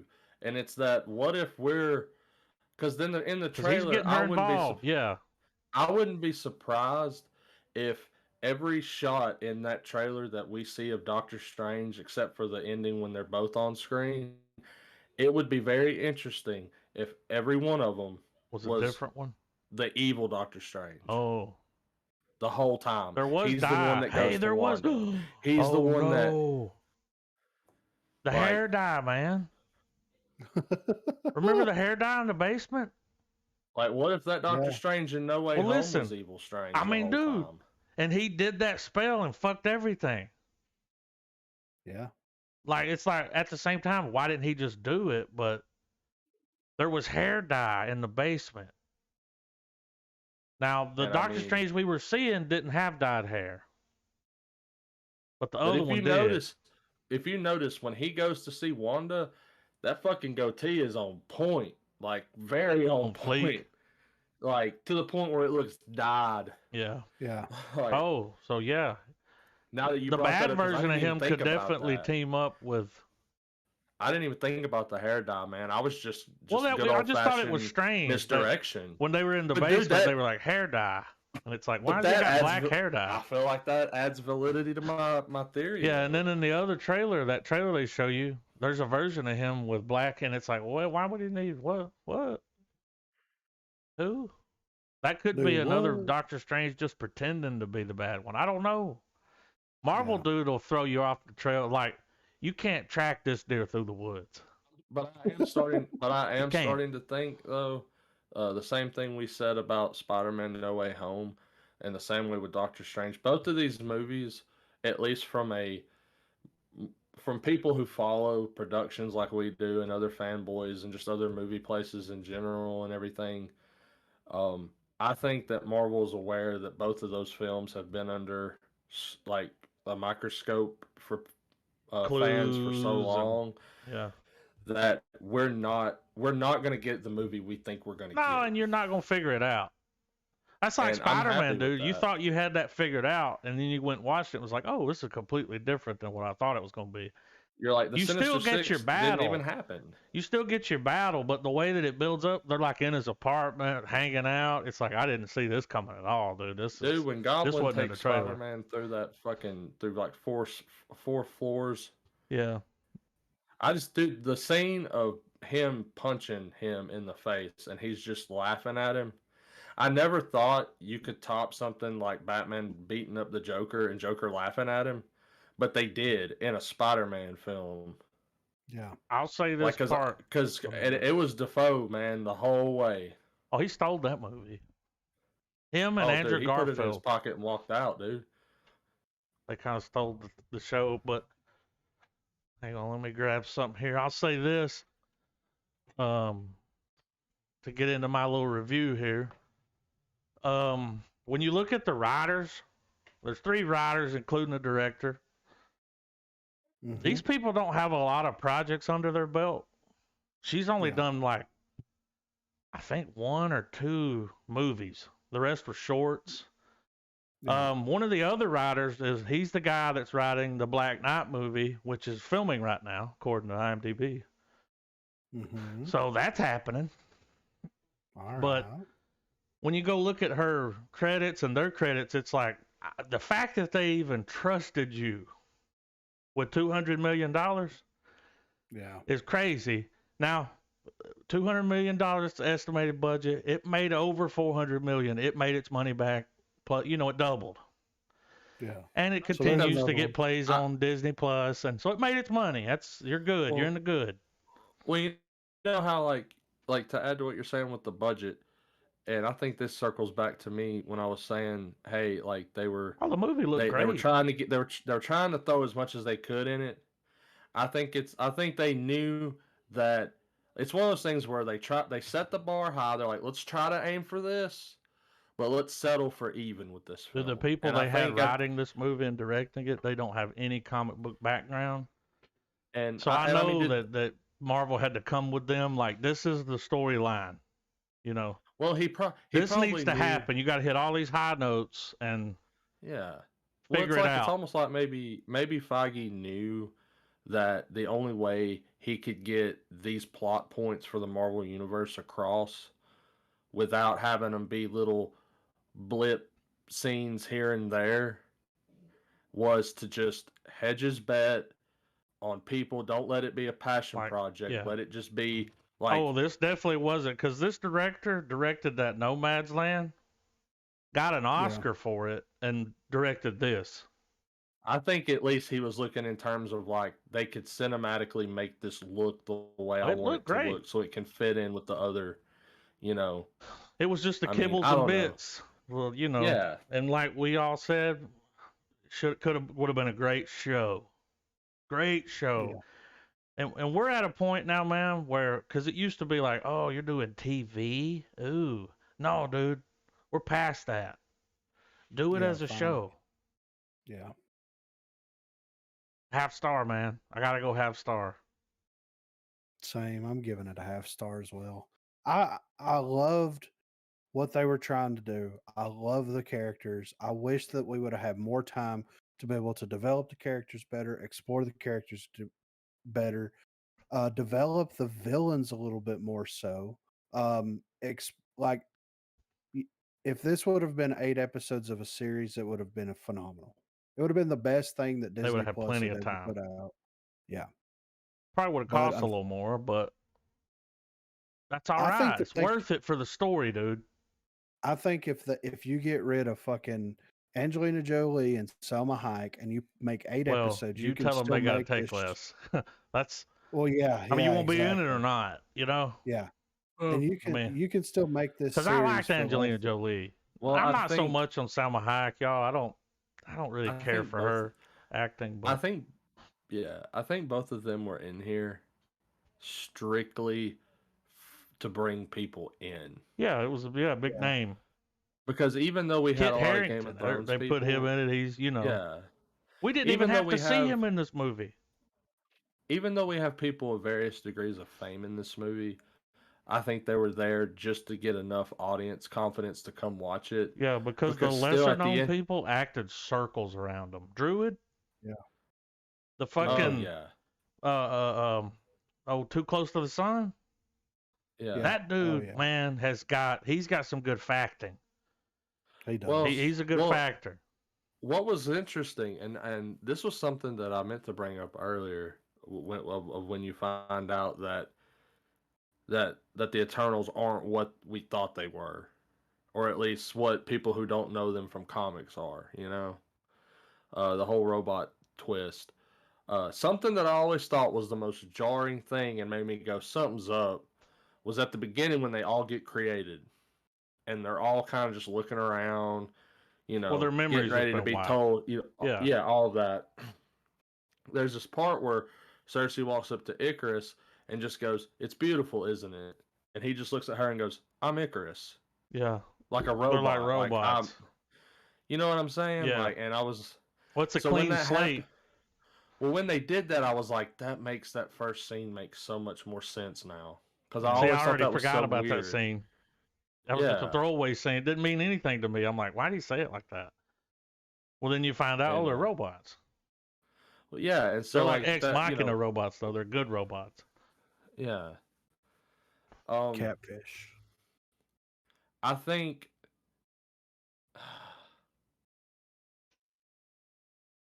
I stand with my score, dude, and I know that more shit's gonna happen that will make this movie better. But I think they need to realize that sometimes it takes a long time for their fucking plan to see it through. Yeah. You know what I mean? And when you just put something out like this, it's like, it's like, I get it that it's going to build off of this, and it's probably going to make me look back and be like, hell yeah, remember when they did this? Like, but damn it, that's going to take years. Well, I also think, too, that because this movie has so much going on, I think that it gives this movie a quality that a lot of Marvel films, even the better Marvel films, don't have. And that's rewatchability. Well, like Griffin said, it was better the second time around. I can definitely see myself watching it again now that I know. It's the kind of film where when you watch it again, there's so much going on that there are things that you'll have stuff to focus on now. Oh yeah, well the second time around, I always watch somebody else's face. Yeah, and you look around the room, and it's and not a lot of movies not a lot of Marvel films have that sometimes. Like, for instance, you know, a lot of our core hero middle Iron films, Man 3, with the exception of Winter Soldier, Iron Man 3, even Iron Man 2. It's been years since I've watched it. Yeah. And you know, like I said, I hold to that. I'm biased. Cosmic Marvel, it had its faults, I think, and I think that reflects in the 2 half stars. So that's why I'm going to give it a full. I think it's a 2-star movie. I think it's absolutely a 2-star film. I do. And I wholeheartedly think that this will eventually become an underdog film. I think there should be a category. Man. As time goes on, and we, you know, as new shit comes to light, you'll look back and be like, hell yeah! But for what they gave us now and then, it's like, come on, man, you couldn't have fucking done a little more with this or that, like. But I also think that, like, there should be a category of underdog Marvel films or underrated ones, because one that I think is heavily underrated that ends up on the bottom of a lot of lists is The Incredible Hulk. The one with Ed Norton? Yeah, the one that's part of the MCU. It's very underrated. It's a very good Ed movie. Norton, dude, everybody likes that movie, though.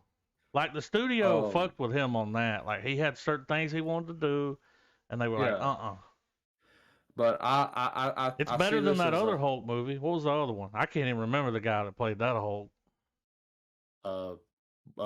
Eric Bana. Yeah.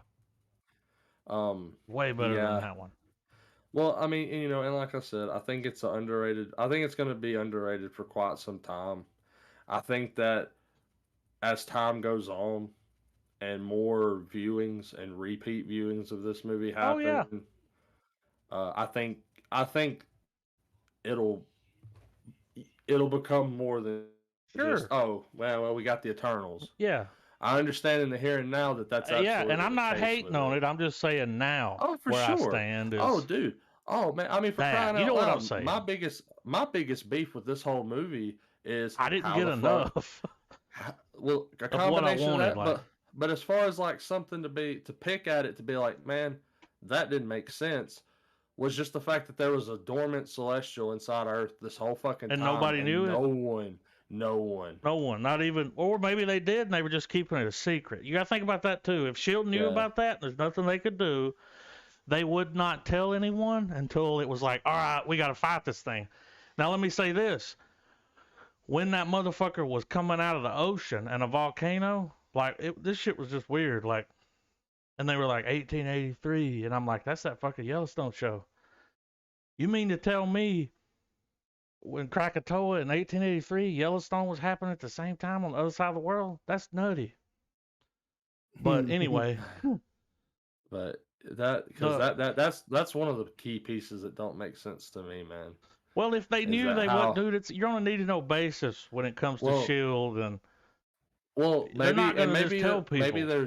But you would think Iron Man would figure it out. I mean, well, yeah, and they still haven't. And if not him, his fucking AI that he's got. That's and they still haven't necessarily explained just how far back Shield or some iteration of it has existed on Earth. Because who's to say that there hasn't been? I would like to think it's been a long time. So who's to say there's not some files that Fury has in his? Because that's the thing about Nick Fury. He knows everything. He just lets you know when he wants you to know. That thing that's inside the Earth, though, like, it's been there forever. As long as Earth has been there, it's been there. Yeah. It grew inside of it. And it's pretty much the core. Kind of think about it. There is like an engine running under us. Like, so that is cool that it comes out of that. Like, yeah. So it's like they're making stars and creating other planets, and it's like, yeah, but they're only creating planets to create more of them. Yeah. You know? We're just because they were like trying to sell it, like, well, they're making billions of planets and people, and it's like, yeah, but they're only doing it to make more of them. How many are there? Got to be a lot, right? And when Thanos wiped out half of all life, who's to say some of the Celestials? Well, I was even thinking, did that wipe out some of the Eternals? None of them said anything about it, but it could have. Right? Well, if you remember, at the beginning of Endgame, that's what Black Widow says, that like he did it. He wiped out half of all sentient life in the universe. Yeah. So maybe that's why they didn't help, and they were just gone. They didn't know. But one thing, like right there at the end when all that shit's popping off, I'm like, not one Avenger's going to show up. No Shield. Yeah. There's a fucking hand coming out of the Indian Ocean. A very large hand that's the size of a mountain. Which it would be several mountains, 5 mountains, you know? It would be incredibly interesting if we get an almost Batman v Superman cold opening for a future Marvel film. Where they're like looking at it from afar and watching it. Yeah, like some other shit's going on and they're like, something's rising out of the Indian Ocean. And people are like, what the fuck? Like Doctor Strange sling rings in, you know? There's just so many different things that can come from this. Yeah, but I feel like I hope that whatever the aftermath of this film, I at least hope gets addressed in some shape or form. Yeah. Now it would be interesting if, because back to what I was saying with those trilogy films with Doctor Strange, because I know we kind of went off on a tangent here. Yeah. But with Spider-Man and Doctor Strange, we're getting their origins as their movies. Yeah. Whereas, like right now, Doctor Strange is still not the Sorcerer Supreme. He's still not in total control of his abilities. What's the other dude's name? He is. That's why he fucked up Spider-Man's spell. That's why he fucking isn't around to fucking stop the Westview incident. Well, it's only because he got snapped out. And all of that crap, you know? Yeah. And even with Spider-Man, we don't get Spider-Man until the last few moments where, you know, everything's been reset. He's Spider-Man now. He's made his shit again, and we get the classic red and bright ass blue suit. I will say it's different than any Spider-Man movie we've ever seen. Yeah. The way they did and it. And I think with Doctor Strange, we'll get the same way too. But if that's the case, this is our middle movie for Yeah, Doctor we're in the Strange. middle So of he's everything still not going to be Sorcerer Supreme. because Unless, it's all which these people got me, unlocking their potential to go up against the big bads. which Thanos this wasn't made me shit. think, which this also got me thinking about something as well. So in Doctor Strange, after everything's happened and he confronts the Ancient One when he's found out that she's been tapping into the dark dimension this whole time, she says, "I've been able to see everything, but I can't see past my own death." Yeah. Okay, fast forward to Endgame. When Hulk shows up to get the Time Stone, she's like, "Hey, you're a few years off. Like he ain't fucking he ain't ready yet." And then he's like, "Well, he's the one that sent me." And she goes, "Strange is destined to be the best of us all." How does she know that if she's fucking dead before he can attain that that title, that mantle? Oh, who knows? I don't know. Which makes me wonder: is there still more fuckery with the Ancient One that we're not aware of? Oh, I'm sure she could show back up. They can do whatever they Because want to do. It's well, Marvel. like, well, it would. I mean, I'm just. It's all. I feel like they're not gonna stick with the multiverse forever. We're gonna get a couple years where shit's just bonkers. We're gonna get the multiverse saga or whatever, and then it's gonna all come back down to one. I still am holding right now that the ending to Kang the Conqueror and the whole multiverse stuff is gonna be everything gets fixed and he who remains is going to get put back in that room. I think we were told the ending to the whole goddamn thing in the season finale of Loki. Yeah. I think good old classic foreshadowing, Well, yeah, showing and the you the dude was end just at the like, "Hey, beginning. man, this is how it plays out He's like, no matter every what you do, time." yeah. So how many times But has, yeah. could this time be different? And that's what would make it special. Well, what would make it interesting is if for once the heroes are in a situation where, despite everything that's happened, Despite all my rage, they're still just fucking fucking stuck in a rat in a cage, cage, man. dude. Well, like they realize that like this is the barrier of what they can do. Yeah. No matter what we can do, we can't go past this. This is it. Well, like we have to have a unified universe, or there's so much chaos that everything's slowly going to just kill itself. Yeah. Or maybe that's the question of that becomes the core question in the plot line for the MCU. Is it worth constantly having these battles with ourselves and with other villains from other universes? Is that all worth it to keep Earth in one static type of position? Safe, budding heroes, fighting crime, bang, pow, beat them up, or do they have to let time do its thing? People are going to have to accept dying, accept that eventually they have to give up the cape and mantle or whatever, like stuff like that. Yeah. Like take the deconstruction approach of like the DC movies for good or worse, and then but do it on such a really crazy level that they can hide that there and let it be people, just a few people go, "Oh, I see what they did." I'm interested But to I mean, find who out. knows, man? Who knows?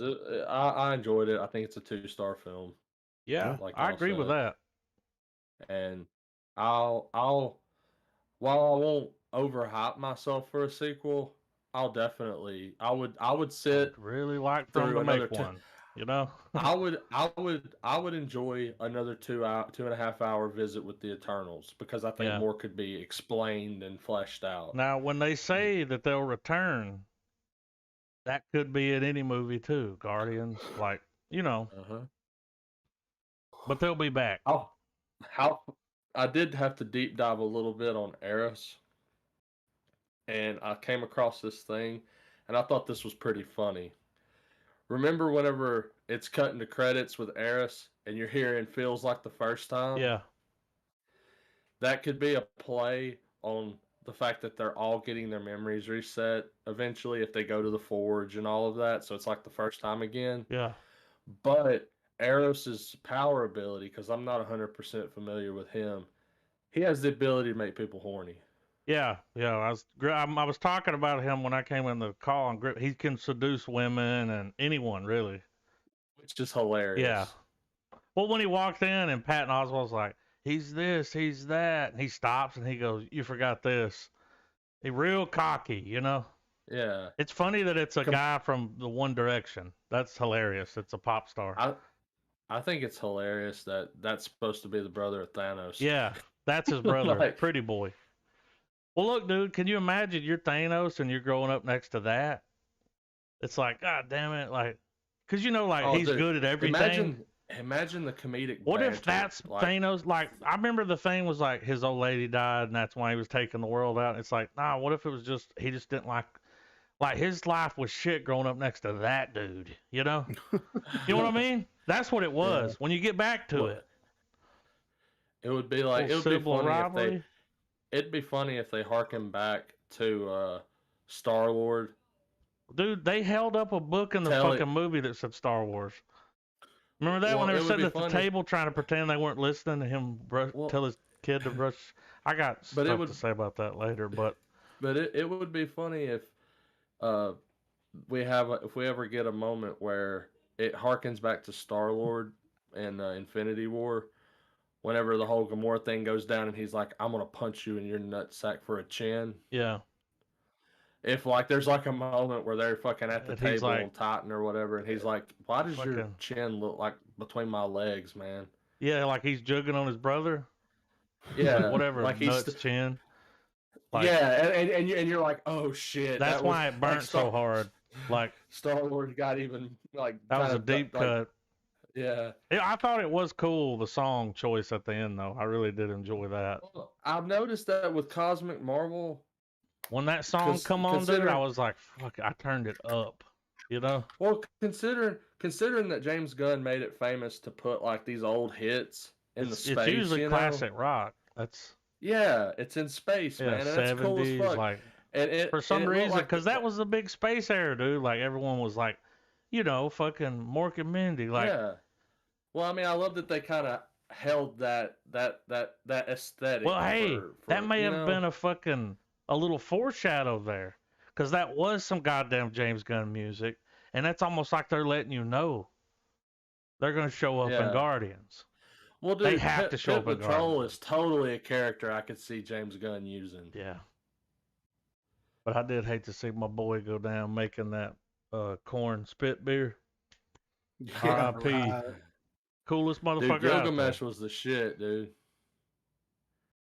But yeah, they were all like each. I like that for a hero film where everyone has like they're all one trick ponies, but they're all hell of a trick. Well, they're all it's Captain Planet, dude. You got Earth, Fire, Wind. You know what I mean? Like they all got their own power, and it's like we could come together. And it's like, of course, the power is yours. I just can't get over how badass those speedster scenes were, man. And it was the way she moved, almost. I was like Marvel's got their own fucking Flash here. Well, it was another to me. Well, like, they would hit you with the speed with bullet time at the same time. Well, so the scene would be in slow motion, but she was moving fast through it, and I thought that was cool. But think about this too, man. The way that they did her animation, I guess. They used a lot of the same techniques during the fight with Shang-Chi and the Mandarin, dude. Yeah. And I don't know, man. I don't know. Just I'm trying to connect Eternals and Shang-Chi so bad I can't stand it. I'm sure we'll do it over time.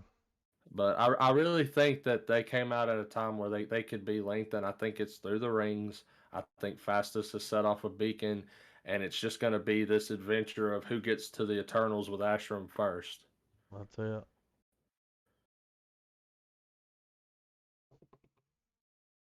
You heard it here first. We're going to have to get into,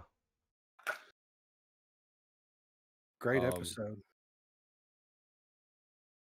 I think that those speeder bikes were goofy looking, but it didn't turn me away It was from funny it like them it's hopping done back and so many forth on them. people. I like that moment. He's bonding Yeah. Well, with no, them. no. Well, no, I was talking about the colorful ones when he gets his little posse. Yeah, it was definitely a choice, right? It was, but I didn't think it took away from it. No, I just I'm 100% on board with Adam though. I do think Boba Fett is dying There's something's wrong. because he's having to go to that tank A an lot. awful fucking lot, dude. yeah. And that's And why I I don't was like, think it's that's why just I was because like, it's how water. old is he? And it's like, well, he's this old. It's like, well, something's wrong because Yeah. he has to every time he gets in a skirmish, he's got to hop in the fucking ice bath, you know? Well, it Like, would be very interesting if the revelation of this season is that the Sarlacc pit fucked him up a lot more than we were led to believe. it could very well be something to do with that, yeah. I We don't think know it's what some it gave sort. him. It gave him a I'd like to. parasite. Like, I mean, you don't Well, know. Like, I mean, I'm kind of banking on just good old fashioned PTSD because we're talking about a proficient bounty hunter that was very confident in himself. Think about how he he was thought in he was a badass. Empire. Just the few minutes that we saw him, and then the few minutes that we see him even further back with his father, because they're technically clones, so they're the same human being. But it all just points to, like, to me, it's pointing to the fact that the Sarlacc was his first real, like, I wasn't about to die by a bullet. I was about to die by fucking just the fucking Be alive, space, yeah. you know? Yeah. And I think that there's something there with that that's going to come out eventually. Yeah. I agree. I still don't think the show's hit its stride though, man. I'm enjoying it. I'm We're absolutely 3 enjoying in. it.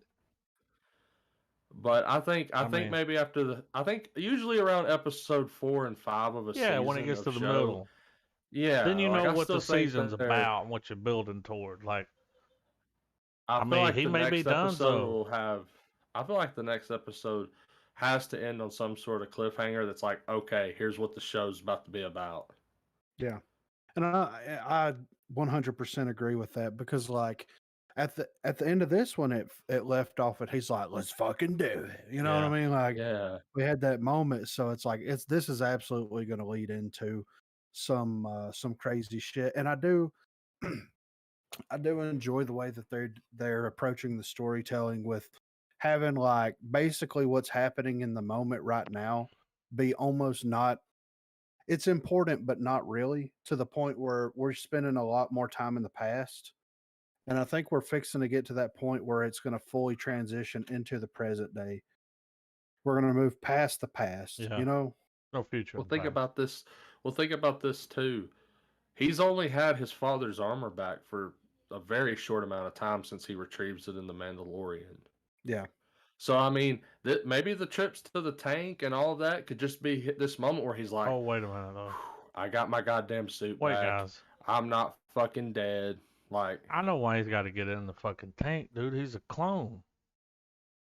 Remember when in the Star Wars, that last Star Wars movie, when they go down there and they've got all those clones and those fucking tanks, if you and the remember, clone he's doesn't also last. It breaks down like it needs to be no, regenerated.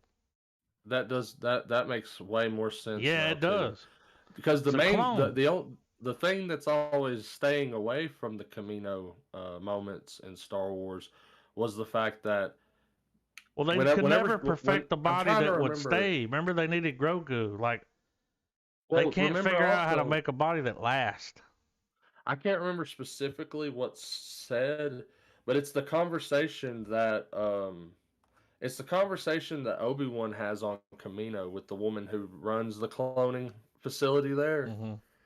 Because when he's over, this is in episode 2, whenever they're seeing everything fucking getting made and everything, Yeah.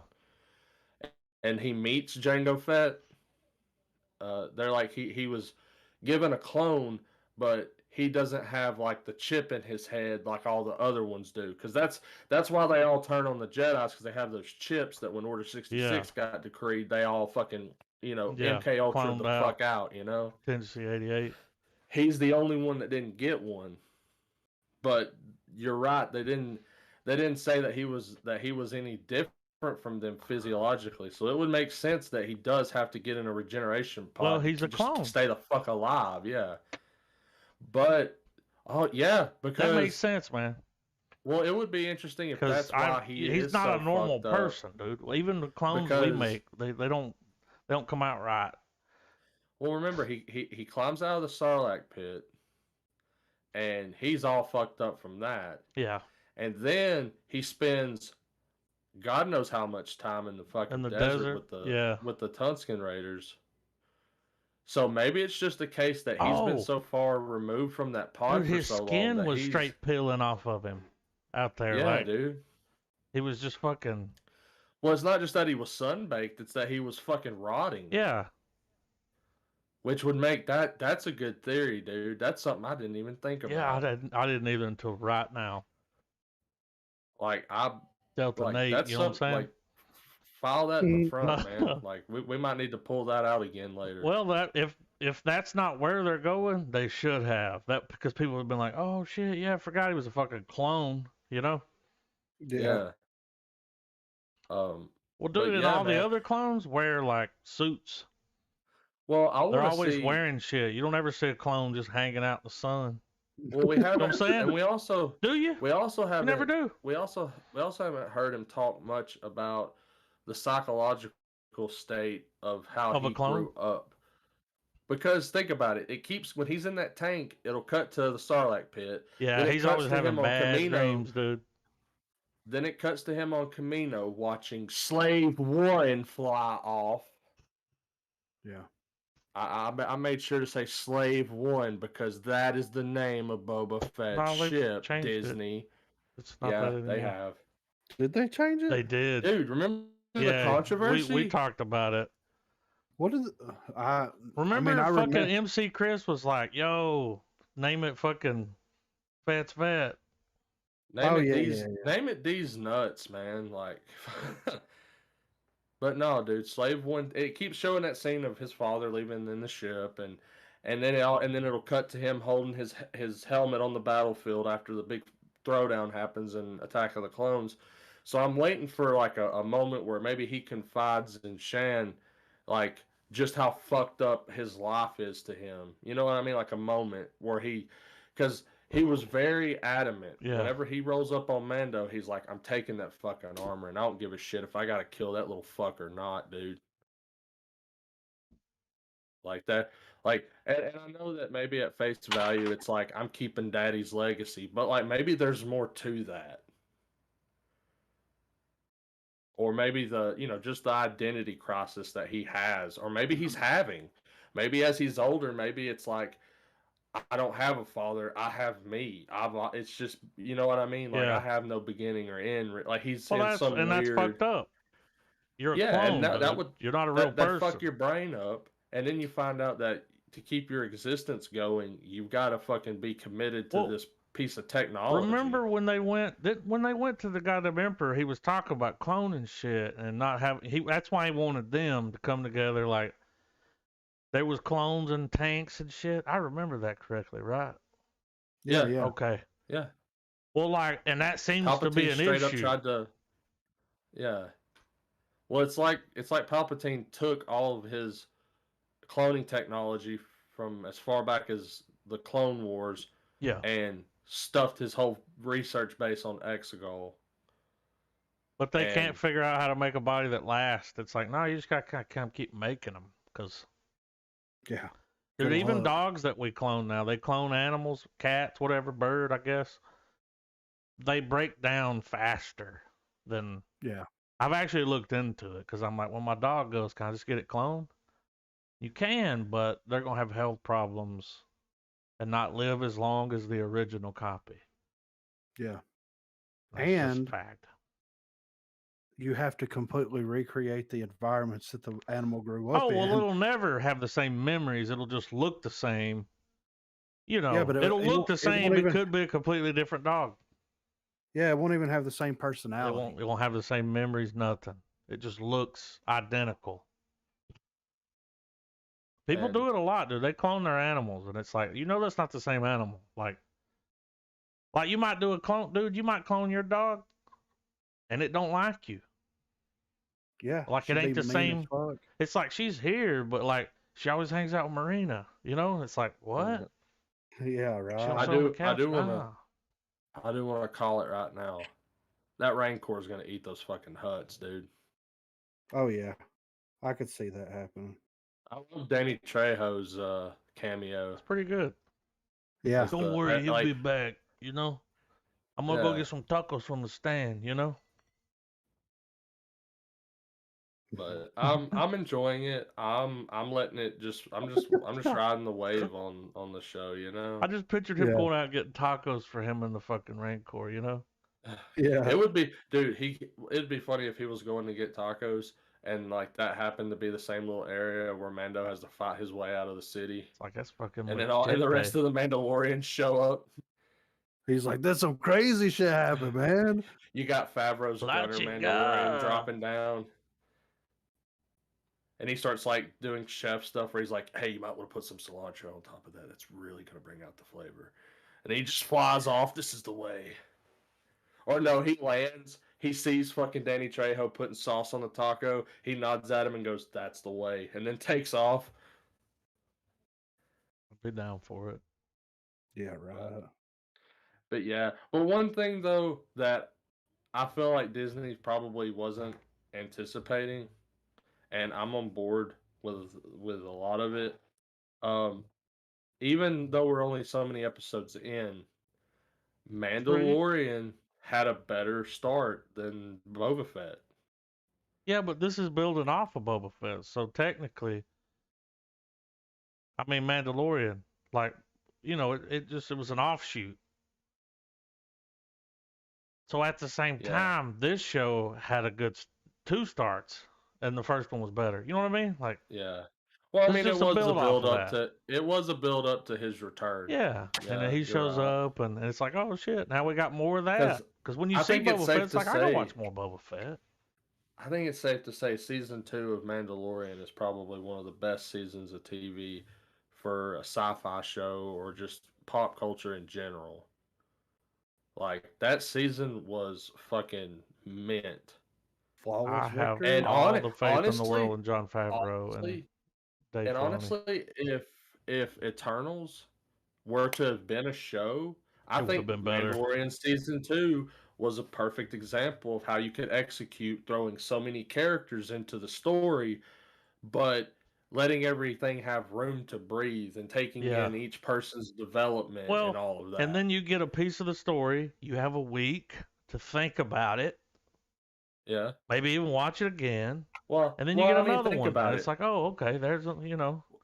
Because think about it. In season 2 of Mandalorian, we go from all of these new characters, these unknown characters, to where suddenly we have characters from video games showing up. Yeah. Because the Bill Burr's character, the right that he wrongs in that, and the guy from fucking 31 that plays the Empire General. Mm-hmm.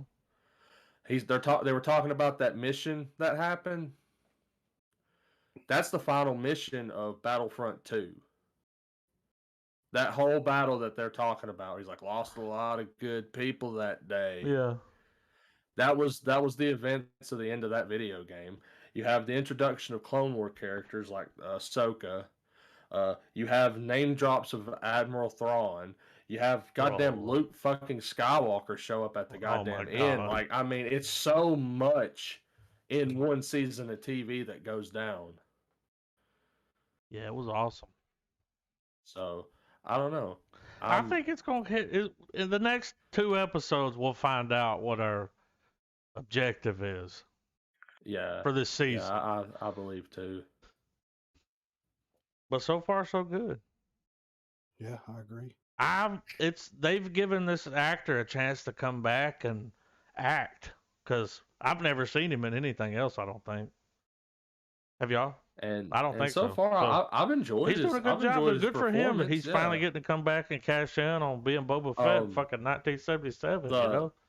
Another thing in this season too that I'm wondering about Boba Fett is, you know, those people that he when they hijack the train. Yeah.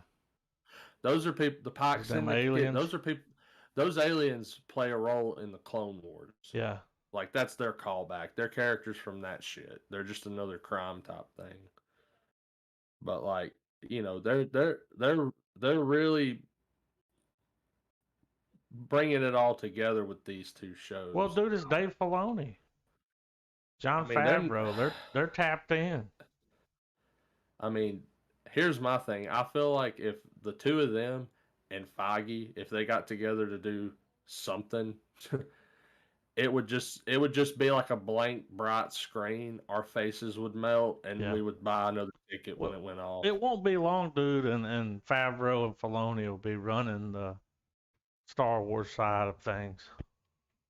Yeah, I think some of Kennedy's stuff is being canned. Yeah, I mean, it won't be long. A lot of her projects. Well, just the proof's in the pudding, and when they look at what they've been able to do, and then that's when it's really going to get fun. Way more informed content creators have a lot of information on Kennedy, and once again, and yeah, we don't know this. We don't know the gentleman. We don't know him at all, but. Doomcock on YouTube, man. If you want to watch somebody take up the fucking fight against Star Wars and Kathleen Kennedy and that put his cock in your hand, you know. Go watch that YouTube channel. He's got great content, but like he's hard fucking core on like. Well, he either works there or knows somebody that does. That's yeah. I mean, he's either the greatest bullshitter that I've ever seen, but he's called it on a lot of shit. He's like the Alex Jones of Star Wars. As far as anybody listening to this episode, yeah, check him out if you don't already watch his content. His presentation will filter some because he is a little silly. He has a gimmick. I think it's entertaining, but you know, yeah. So did Alex Jones, and look at how popular he got. But anyway, but yeah. I mean, it's Star Wars. For a brief moment, I forgot we even were getting the Book of Boba Fett. So yeah, I'm glad there's just some more Star Wars to enjoy right now. Good Star Wars. Yeah. So yeah, we'll do a little movie news here real quick. So before we do, just a general question to y'all. Have y'all happened to watch Peacemaker yet? I haven't. I've watched a little bit of the first episode. I know that's what this next article's about. I crammed all 3 of the ones that were available. Winner. It's a winner. It's a little bit I've seen is a fucking winner. He's like that show is so god. It's fucking funny, dude. Yeah. No, but I mean I'll leave it at that. But I watched it and it is pretty damn funny. Yeah, I'll definitely be peeping. Yeah, I'm gonna watch it. But Cena says here that he was rejected multiple Marvel roles and also multiple DC roles. Damn. He says in this article here, he says, I can't tell you how many superhero roles I've been rejected for. Shazam is certainly one. There was a brief try for the Deadpool universe, rejection. Shazam was Dikembe Mutombo. There was a few in the Marvel universe, rejected. But, you know, I kept trying. He said the lows make the highs high, and the crazy thing was I wasn't first on the list for Peacemaker. James had a long list, and it happened by accident, too. He's like, hey, I'm in Atlanta. I'd love to just come by and talk to you for a second. We sat down in his pre-production office, which was literally like a war headquarters where you could see the whole movie in poster board taped around his office. And he started talking about Peacemaker, and he's like, I think you should do it. So it's crazy that, like, which I get it. Like, yeah, The Rock is almost an anomaly. You know, he can't play. Could you imagine if he played Thanos? Mm, Just and that's why they were like, "Nah, dude, that's a little too on the nose." They're like, "We can't." Yeah, that's just ridiculous. Out of watching John Cena in the Suicide Squad, well, he's been able to break out of Peacemakers, and even in that trailer we watched that he was in, outrageous comedy. This guy nails it. He nails it, dude. Nails it. Well, The character that he was doing, he was fucking just playing into it. You can't see me shit. Just this jorts wearing motherfucker. Like, it's got a lot to do, I think, with his physique, and I think that adds to the comedy because he's this big bulky just looks wrestler, like a meathead. But he's spouting out shit you'd hear in a stoner comedy. He also learned Chinese. Yeah. So he ain't dumb, but he looks dumb, right? He looks dumb. Come on, look at him. Look at him right there in that picture. I'd hang out with him. I mean, I hang out with him, but I hang out with y'all. I'm pretty dumb. And I you said you watched a few minutes of the first episode. I saw the intro. That intro is like anime as fuck. It's so funny, them dancing. Well, it's just this. All right, Griffin. It's just this. I already told him about it. And they're doing it to you. Do you really want to taste it? It's funny. All the actors. Taste it. It's on YouTube. Dude, there's a part in one of the episodes where he gets his eagle, and there's a part where he goes and gets it, and it's in a garage, and it's just perched up. Dude, it starts flipping out like you got home and your dog sees you. Yeah, oh, that's funny. Like it's happy to see you, dude. So funny. Well, there's this moment where he comes up, he pets it, and then he bows down in front of it, and the eagle wraps its arms around him. And it hugs him. We saw it hug him in the trailer. Well, when he does, he's like, oh fuck, this has never happened before. Yeah. And then it's like a far shot where it's just you can see him in the garage, and you just hear him go, "This is fucking awesome." But there's a lot of funny shit that happens in those episodes, man, and I'm sold, man. I'm gonna watch it. But I'm more sold on John Cena as an actor now. Yeah. He's proved himself, dude. When I saw him in Suicide Squad, I was like, he's funny. Because here's before that, dude, didn't think anything about it. Like, I mean, dude, here's the thing with like these wrestlers and shit. When they wrestling is acting, so you get really good at it. When they show up in shit like Fast and Furious, maybe it's just because. Well, I think The Rock's been in there too. Yeah. Well, here's my thing. So was he. There are people that think that these comic book movies and properties are just mindless entertainment. I dare anyone. Let's pick the lowest of the low on the Marvel poll. It could be either Eternals or Thor 2. Captain Marvel. Or Captain. It doesn't even matter, man. Captain Marvel. We'll go with it. Watch Captain Marvel and watch any Fast and Furious sequel. And tell me you don't have a better time watching Captain Marvel over any of those fucking movies. Because none of them have any fucking acting chops. Well, it's not what I'm into, so yeah. Well, like, but there's some people, dude, that's their banger. They're like, there's a new Fast and Furious movie. Banger! Oh, man. Well, like, they're the people that's like, oh, man, they took a car and they put it through another car. And then that car went through 5 buildings. Because there's a lot of people, dude, like, we all know people, like, it's like you don't recommend sci-fi movies to them because, you know, they don't like sci-fi shit. Man, that cuts a lot of movies out. You know what I'm saying? I heard someone shit all over No Way Home.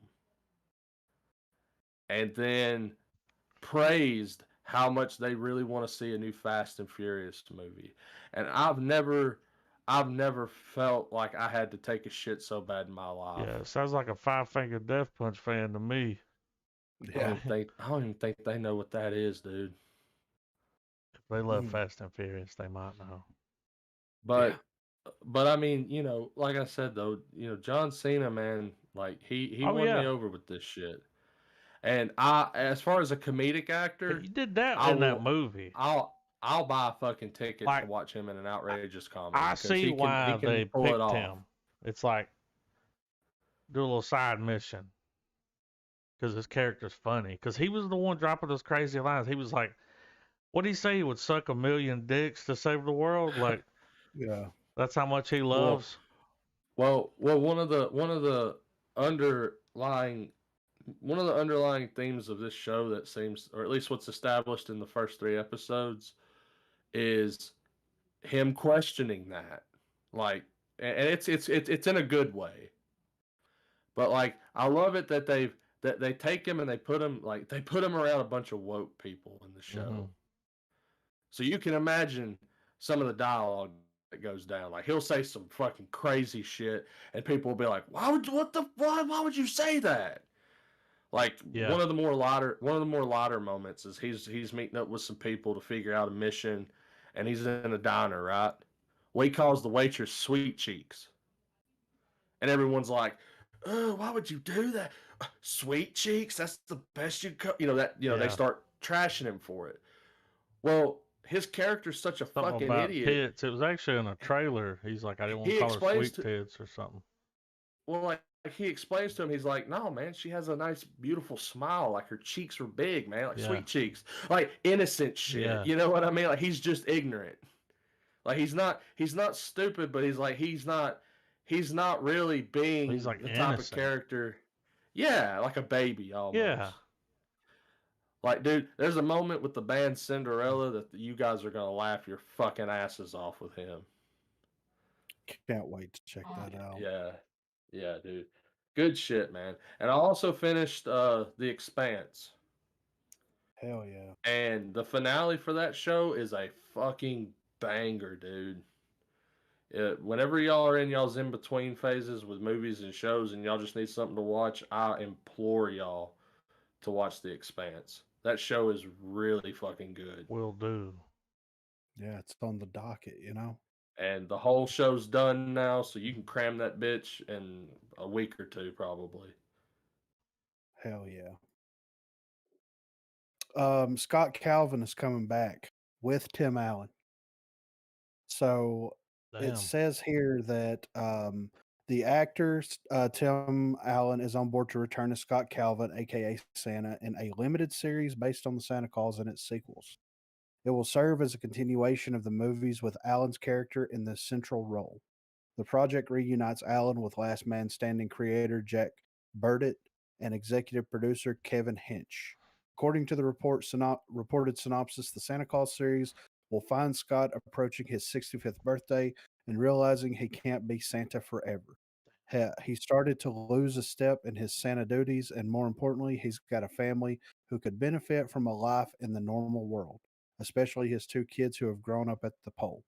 With a lot of elves, children, and family to please, Scott sets out to find a suitable replacement Santa while preparing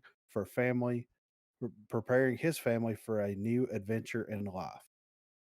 And that's going to be kind of cool. It's going to go full circle. It's going to allow them to create more Santa Claus movies if they wanted to. Hear me out. They're handing the torch over.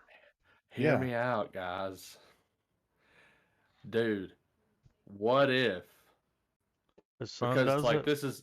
this is obviously going to be he's one of the last things that's going to happen is he's going to die. He's going to Doctor Who disappear, and it's just going to be an empty Santa suit.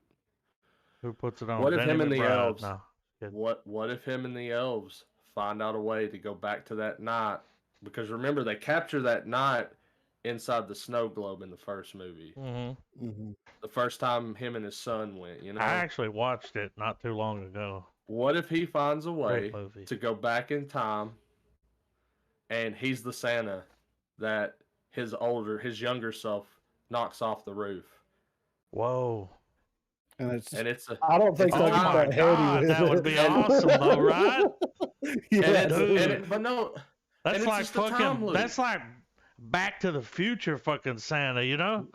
Yeah. Well, no. That would be awesome though. But what if like the old motherfucker that was on the roof? Like, he's there, he knocks him off. He's like, "Whoa, I'm him again." Like, what if it's just a loop and he keeps doing it? Yeah, I mean, dude, it's a way to live forever, and you can like try to get your family situation right every time.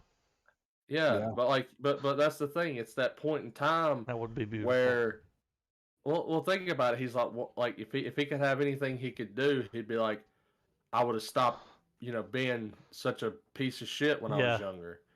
And he's like, I know how I can do it. Let me go back to that night, and I'll be the Santa that he's just magic. I mean, he can make magic shit happen. That would be a great story, dude. I kind of hope that's what it is shit. now. Like, because think about it, dude. It's elves. Yeah, I mean, who's everything, to say dude. like, He travels around the world in one night and delivers presents to every boy and girl. Like, it's Santa Claus. Yeah. Like, I mean, And dude. might I argue, one of the best. You know how a lot of people that like Miracle on whatever street, that's their Christmas movie. You know, everybody's got their Santa Claus movie. That one's mine. I'm trying to remember this Tim correctly Allen too, is so Santa I'm Claus. glad you've seen it recently. Well, they I never don't know show about us the recently. face of the Santa who dies, right? No, you never see him. Never. Dude, they can write Never it like see it. that. He slips, falls, his face is covered, everything. It's all. And what if that's the 100%. stipulation? Instead of being able to just like, what if you could just hand the Santa Claus mantle off when you pass away, whatever?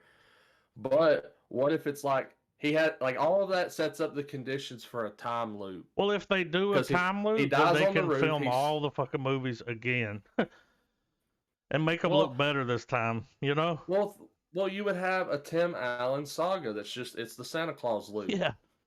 Well, he went back and did it again, but this time everything's different. Yeah. I know that's too sci-fi for a Christmas movie, but it would be cool if they found a way to where I've seen the rest of them. instead of him just dying. But it is Disney. Yeah. Nobody wants to see Tim Allen die. No. Well, except for some people in Hollywood, but that's a whole nother thing. That doesn't have anything to do with his acting ability. Exactly. Yeah. Dude, Tim Allen is a national treasure. Yeah. The only cocaine dealer that ever made it in Hollywood. Yeah. Well, that we know about. So next up, I didn't even know this was going on, but there's been some Predator issues. That's I think we have talked about this on dude, podcast. fucking this dumpster fire of them. Dude, throw this new Predator movie in the fucking trash, man. It's cold. Okay, so some time ago, Predator found itself at the center of a complex legal battle. And I do think that we have talked about this. That's why at some point in the past. Yeah. Not the writers behind the original 1987 action sci-fi outing, Jim Thomas and John Thomas, had previously filed a notice of termination for their script in the hopes of gaining back the rights to their feature and thus force the studio, 20th Century Fox at the time, to include the writing duo should they wish to make more Predator movies. Thankfully for Predator fans, Routers has now revealed that this particular case has had a happy ending. After some pushing and pulling and no doubt an onslaught of legalese, the case has finally been settled with a new filing in Los Angeles federal court today, seeing the case dismissed entirely by both 20th Century Fox and the Thomas brothers. A statement from the attorney representing the screenwriting brothers has revealed that the parties had come to an amicable resolution. While details of the resolution remain a mystery, this should mean that there are no longer any hurdles in the way for Disney to continue the tale of the Predator. Without getting into the complexities of the case too much, the Thomases filed a lawsuit before Fox was absorbed by Disney. Once that monumental deal had gone through, the writing pair found themselves in a similar situation to the Arnold Schwarzenegger starring bow and arrow wielding soldier versus the much larger and more powerful Predator, when they were then forced to file against the House of Mouse, with Disney quickly countersuing. Fortunately, it appears that everything has been patched up, allowing the Predator to carry on an adventure across the cosmos. So, what I think is going to be happening here, because like they were working on this Predator script where it like went way back in time, and it showed like the first time the Predator showed up. I think that the last Predator film that came out was kind of mixed reaction to that, right? Yeah. You had some people that really liked it. You had some people that didn't like it. Some people thought it was real cheesy and campy and all this kind of stuff, blah, blah, blah, blah, whatever. I think that they saw that and they saw the reception of it and they're like, look, if y'all want to do Predator shit, we want to be involved in it. We at least want to be someone to proof the script. You're fucking our story up, dude. Those guys know where to take the character. Yeah, exactly. Yeah. Not like, here's my thing. It's one thing if you have him go back in time. But it's another thing to force it into your face of being like, yeah, it's going to feature the series' first female lead with so-and-so playing a Comanche woman who goes against gender norms and traditions to become a warrior. Why does that have to be something said to get people to go watch this fucking movie? I really can't comment on that. Yeah. And I mean that. And I'm not against that as a plot device. I'm not. But I feel like they're taking that idea and they're putting it on the poster like, hey, come on, look at what we're doing with this movie, guys. Don't you want more of that? Like that's people don't want more of that. That should be insulting to people who do want that. You know what I mean? Yeah. It is. Like it's like dangling the keys in front of them, like, look at what we're doing, guys. You're so close. Come on. And honestly, we know where this goes. Predator's gonna come down.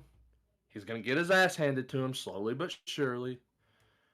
Or he's gonna win. Now, if this could end on like a downer, where it's like he shows up and this is one of his first successful hunts, where he's like, guys, he goes back to his home planet and he's like, dude, Earth, humans, they're the perfect. I would like to see home planet.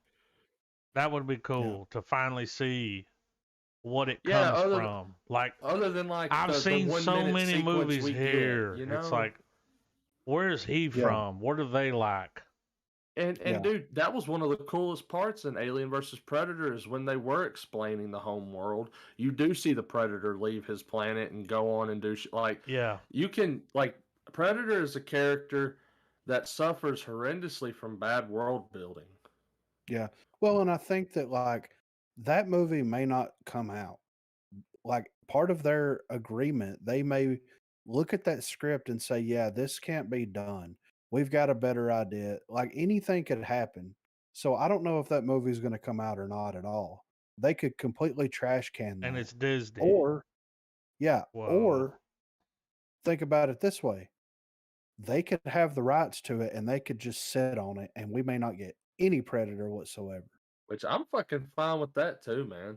I mean, for a long time, and then you finally do something.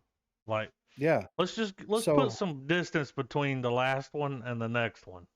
Because to me, the last good Predator movie was Predators, and that might be up for contention with people, but that was one of the last good ones, man.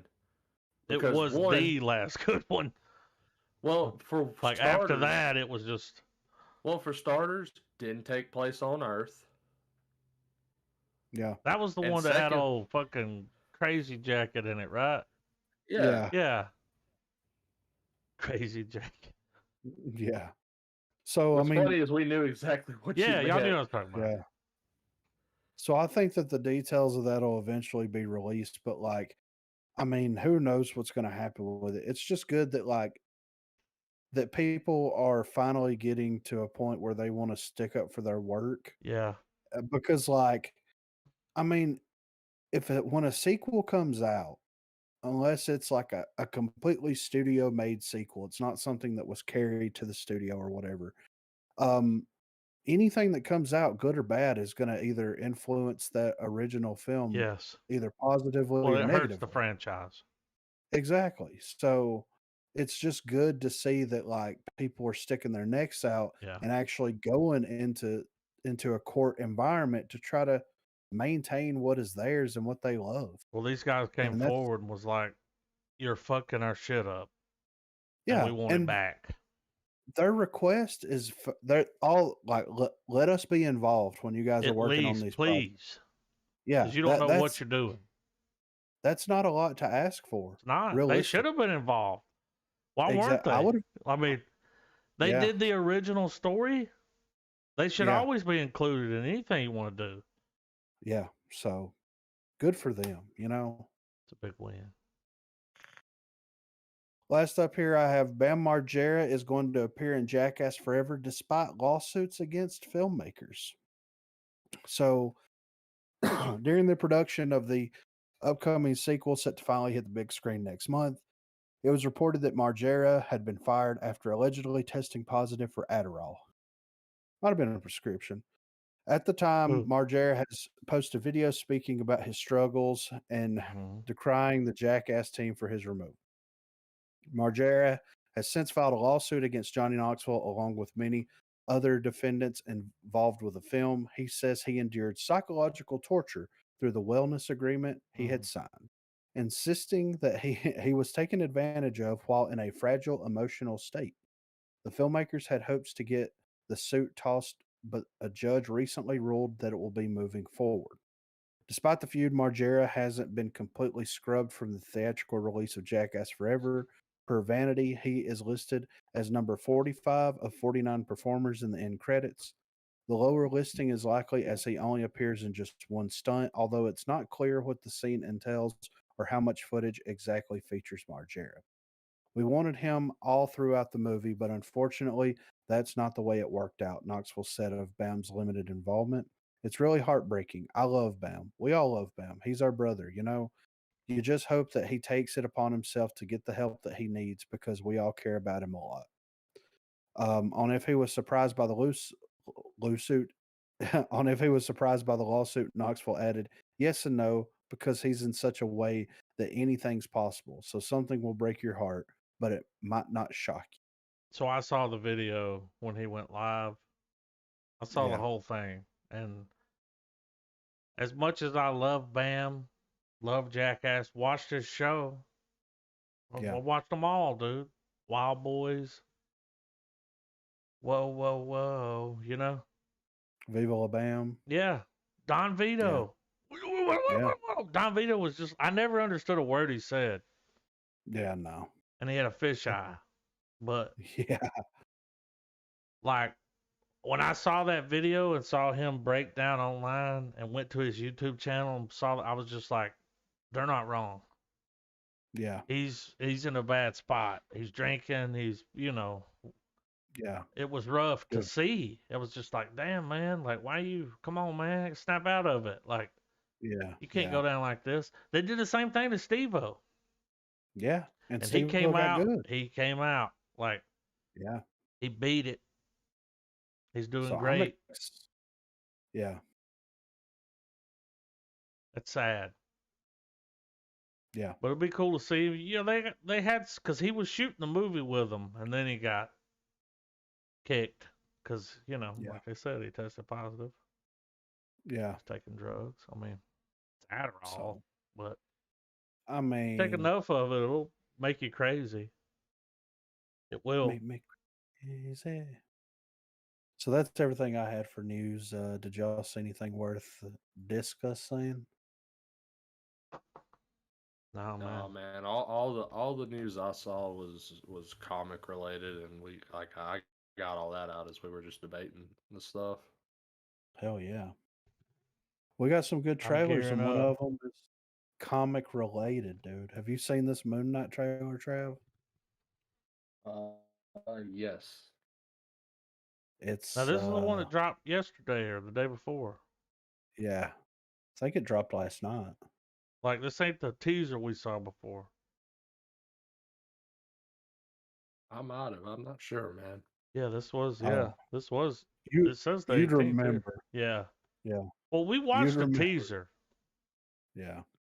But it wasn't nothing but it. It was just a picture of his cape, and it was like, why'd you do that? But let's roll that beautiful bean footage. All right. 3, 2, 1, play.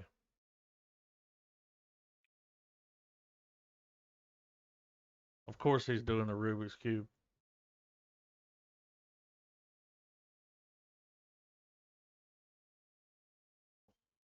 I suddenly want a Dark City remake with Oscar Isaac. I know, right? He looks just like that dude. Not going anywhere.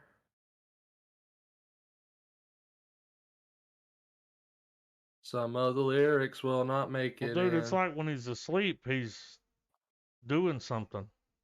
Look how tired he looks. Look at him.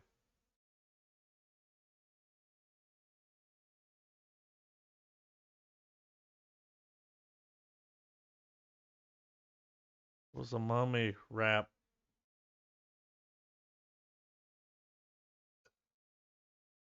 I said this when we watched it the other night, but I'm glad it's taking place in the UK. I like that. Flip phone with a charger?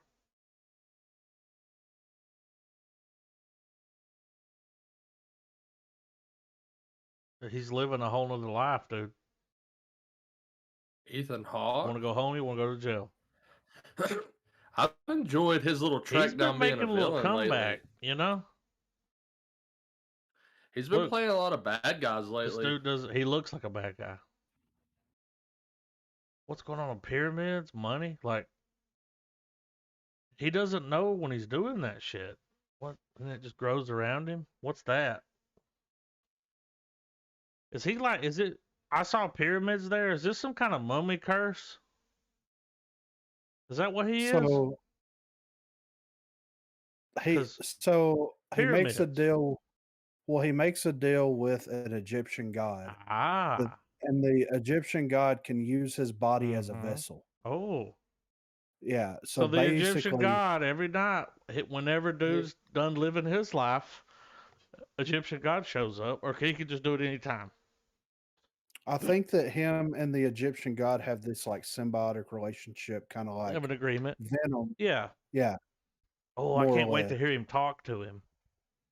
So like it also seems very Saw the pyramids. I knew it. Ghost Rider.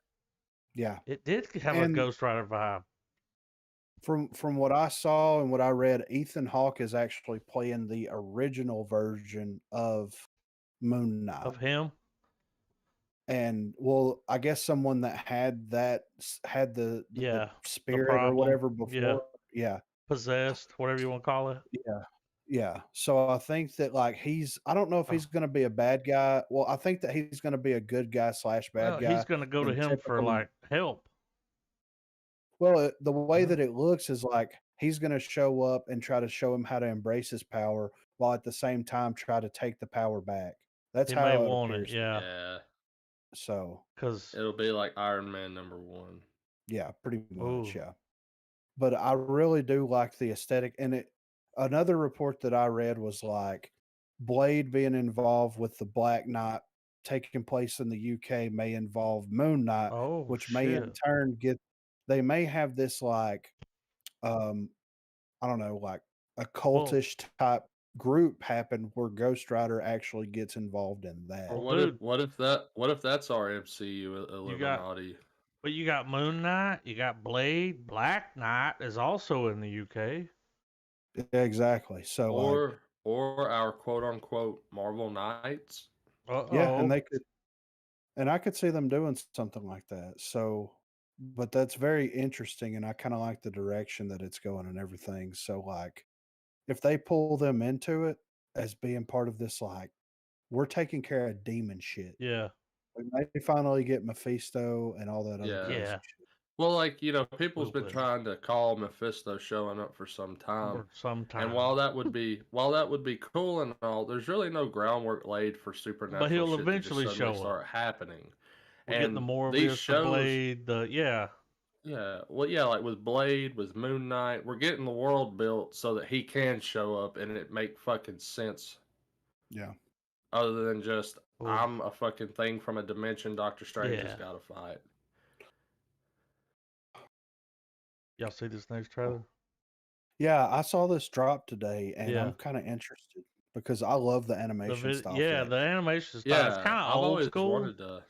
I've wanted to play the game, but I've always been interested because of how fluid, like it's that old Yeah. 30s.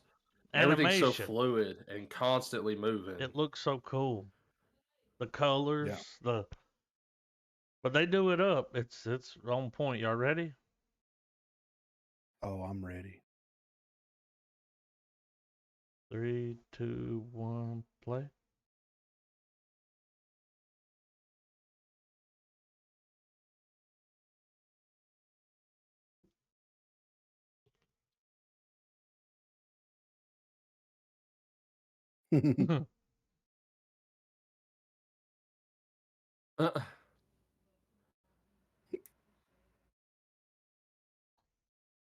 This is gonna get dark here in a Yeah. minute, you know. There it is.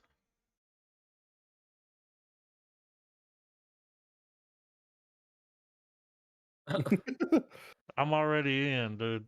The devil pulled his soul out.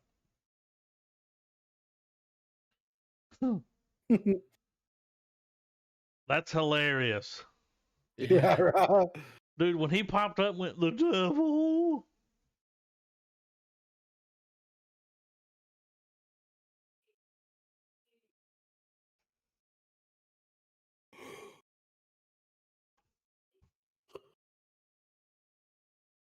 Oh, we got fucking dancing frogs. The devil. The game is so fucking hard that they just made a show telling you the story.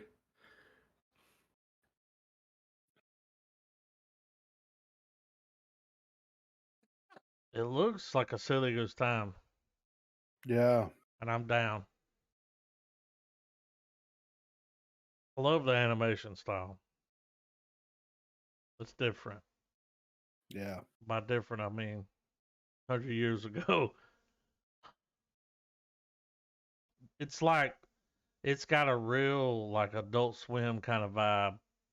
Yeah, it does. I know that's going to be dark. Like, Yeah. you can just tell, like, when the devil shows up, it's like, yeah. it's Adult Swim here. We've got an Oh man, when he did it, everything from like him doing that thing with his fingers and you hear the piano keys. Him looking at him, I was like, oh, they're tickling ivories. All right, we got some A24 Let's see action what the here. fucking legends pop out. Like, yeah. if it ain't weird, they don't do it.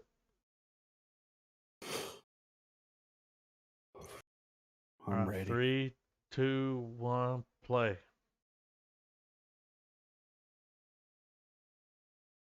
Is this porn?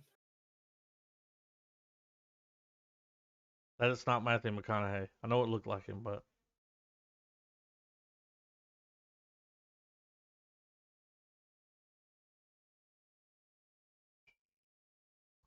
that was the cool lens they used to get that van shot. Yeah. Backlot. I mean, he's playing McConaughey, right?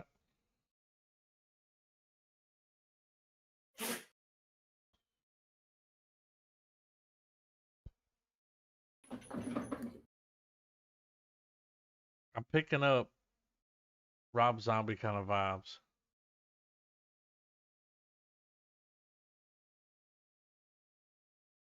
You hear the song playing, I just want to make love to you.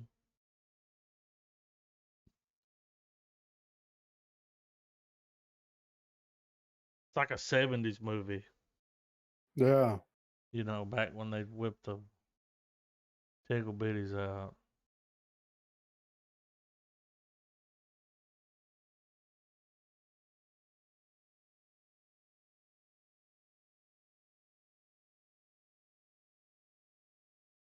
Yeah. Mm-hmm. You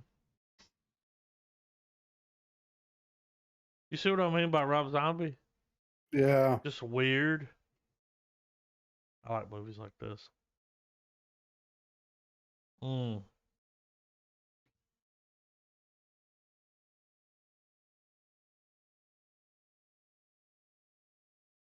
She gonna kill him. She'll kill him. Yeah.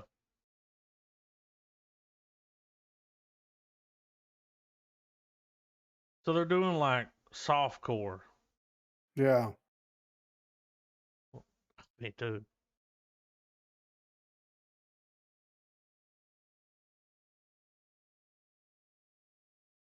It's like a Rob Zombie movie, dude. I'm down to check that out, man. Yeah, don't look bad. Does not look bad at all. All right. I don't know if y'all remember this, but there was this chick a few years ago that was internet famous and she fooled a lot of people. Mm-hmm. So Netflix has made a movie about it. Okay. Like, people were like giving her money. She was making investments. She was no one. She was a con artist. Yeah. And it worked. You start I looking mean, online, man, a lot of people have done shit like that. Like where they yeah. we also have another trailer, the Tinder one, that's the same. But yeah, Okay. y'all ready? Oh yeah. 3, 2, 1, play. There's just a little backstory on this. Like this was real.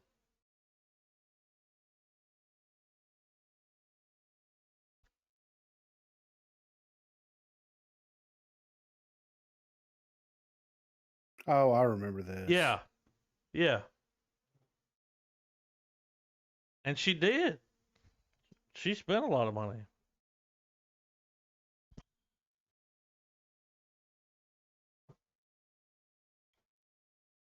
A weird accent.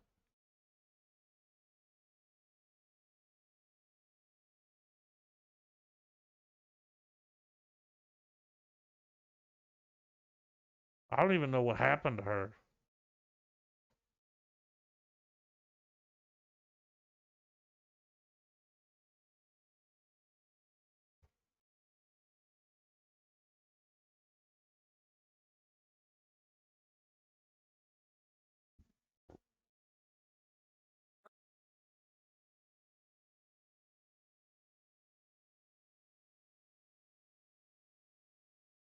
She Bernie Madoff a bunch of motherfuckers. Yeah.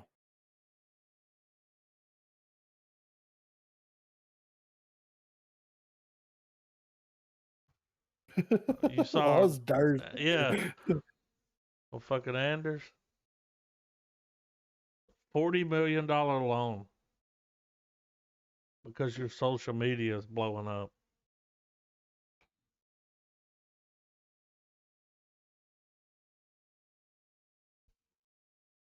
I'm not even mad at people that can pull that off.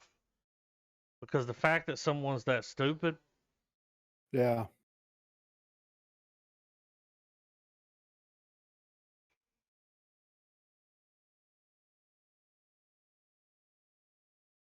that's crazy.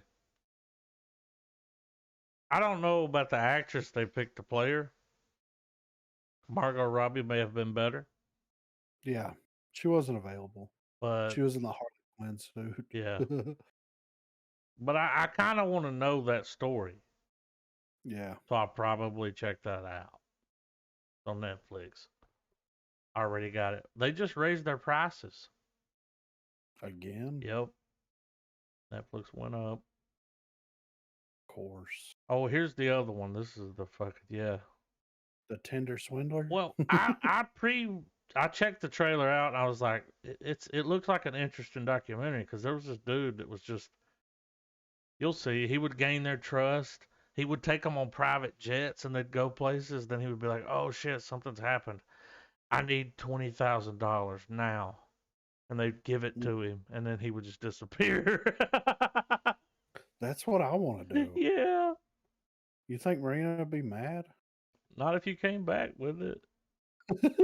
I mean, if I have to fuck the chick to You don't get do the it to money. her. I mean, Yeah. married, you know. But Uh, no, you don't. I mean, he fucked some of them. Here, let's watch it. This is interesting. let's check it out. Both of your old ladies will check this out for sure.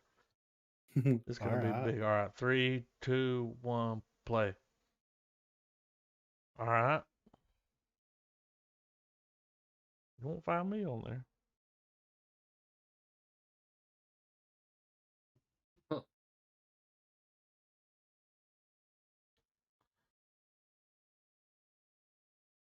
Little did she know it was Tilda Swinton. I mean, Tinder Swindler. Look at this. Get on a private jet. He's She's like, baiting them. I'm about to fucking mogul.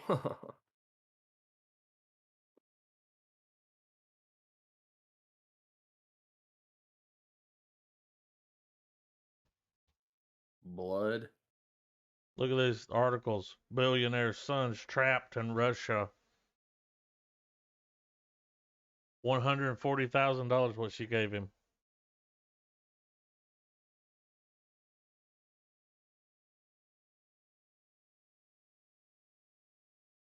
Dude, Don't Fuck with Cats from the people that made Don't Fuck with Cats.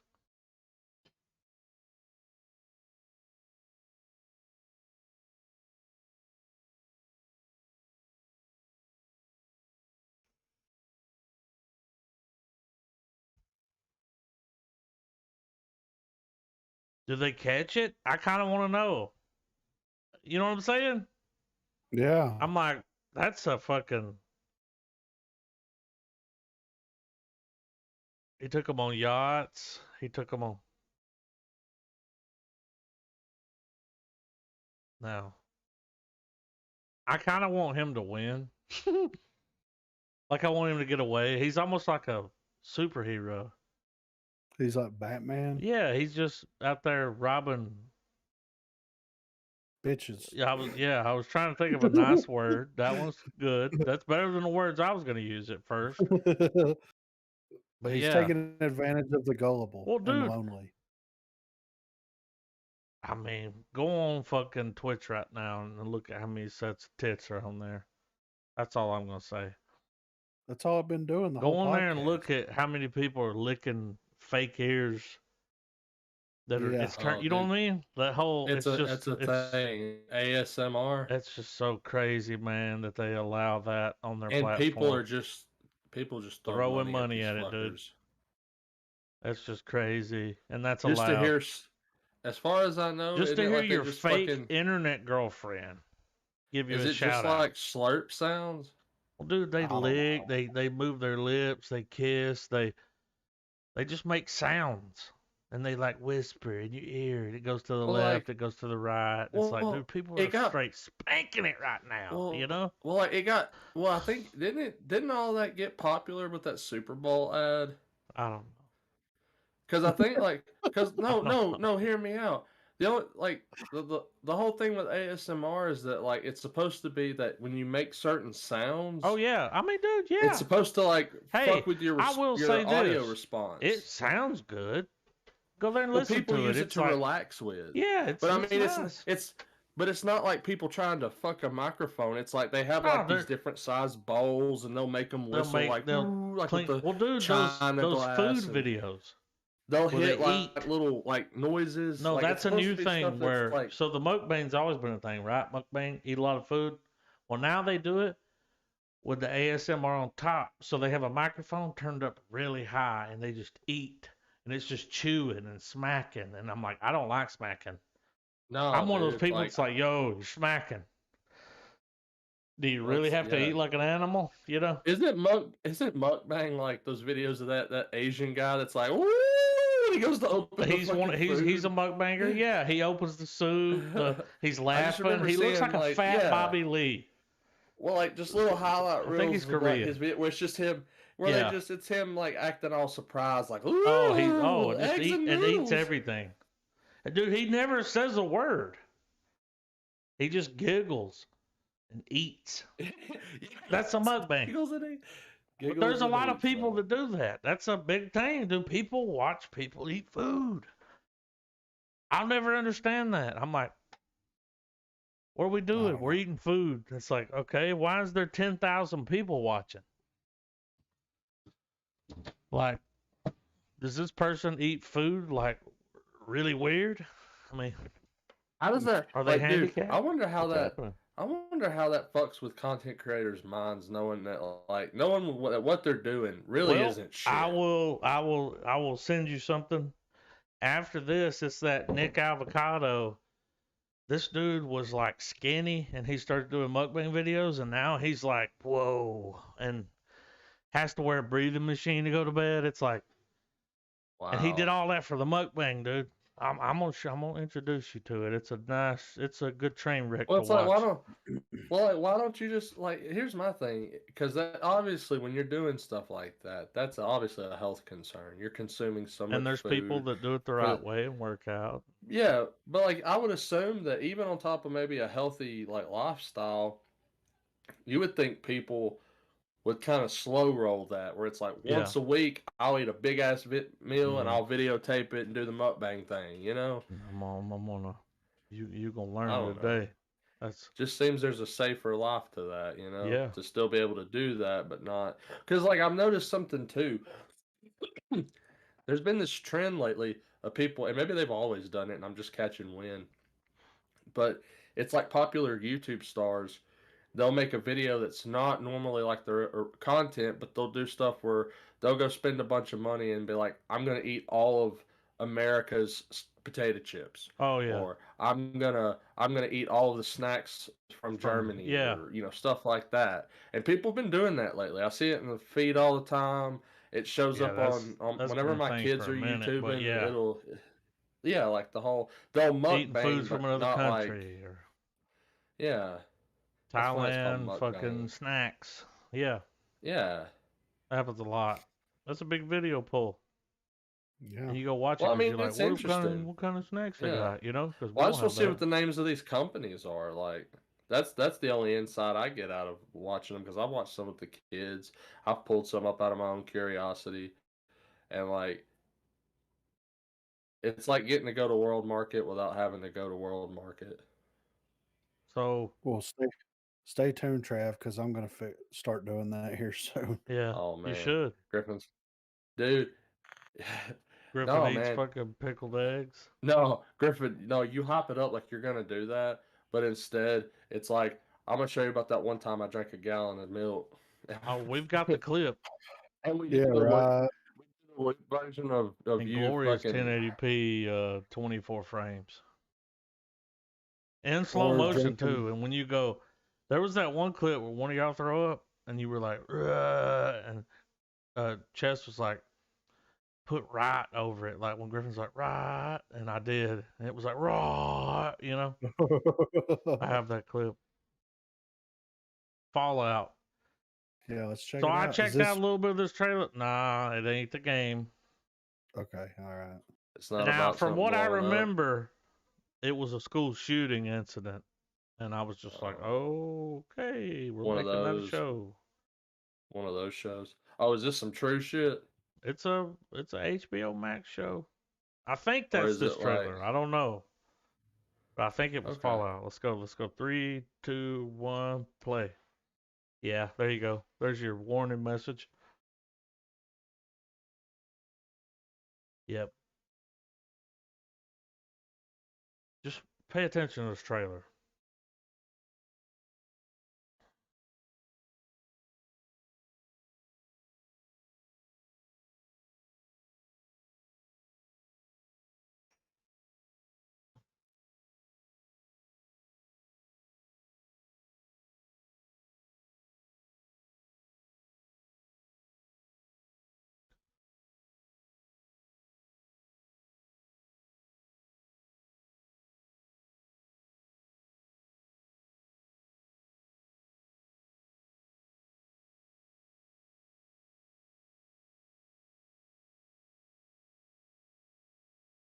I think that was the mom from Modern Family.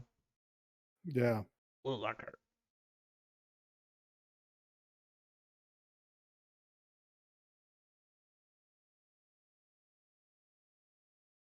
She dresses like Billie Eilish.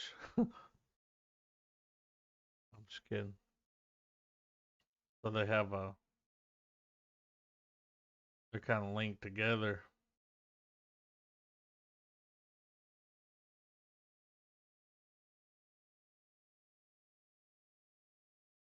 All these people are connected. That would be a shitty thing to go through. Yeah.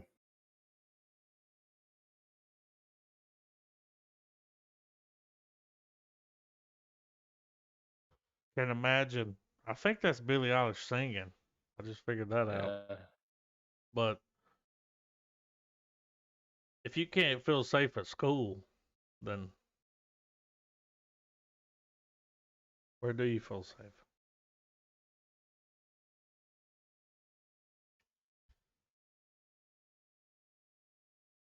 It does look like a good show.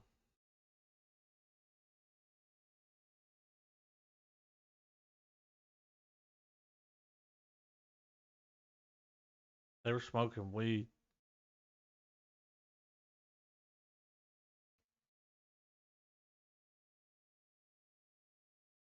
Why is she dressed like she's from the 90s? Is that a That's old thing? as Are me, kids my doing man. that now? Yeah.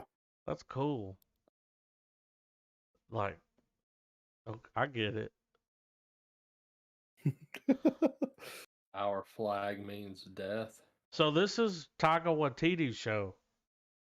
The Redbeard show. He plays Redbeard. Oh, you guys. It's a comedy? Oh, is it a comedy? Look who's fucking in the fucking thumbnail. That's the what guy. I'm saying, though. Oh, dude, it's a hardcore comedy. Oh, Okay. see, I've seen a teaser for this, and I'll be going to motherfuckers' IMDb's. Just to see. That's the only way you know what's going on. Let's hit it up. Hang on, let me restart. That's a cool band name, though. Our Flag Means Death. Yeah, it is a cool band name. Like I imagine, like really punk. Oh yeah, sounding shit. Crust punk. Rats, like not Team Chant punk. Like, but like no, they don't Team Chant. We're gonna break your goddamn ceiling fan. And yeah, punk, we want to do a punk show in your living room with like 5 people, and they have their hair's short, but they got rat tails.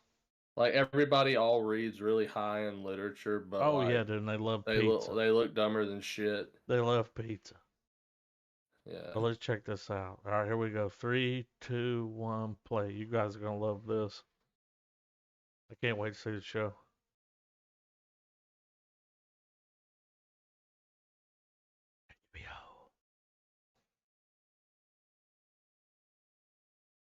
That's the dude from Jumanji.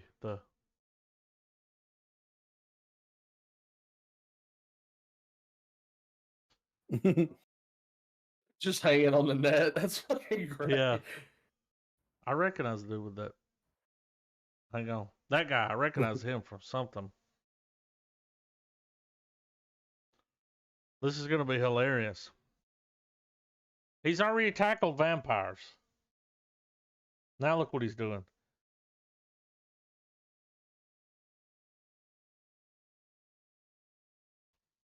This is great.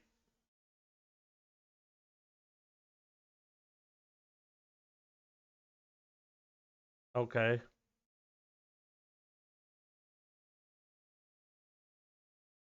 I can't wait to watch this. Look, that's him. That's Blackbeard.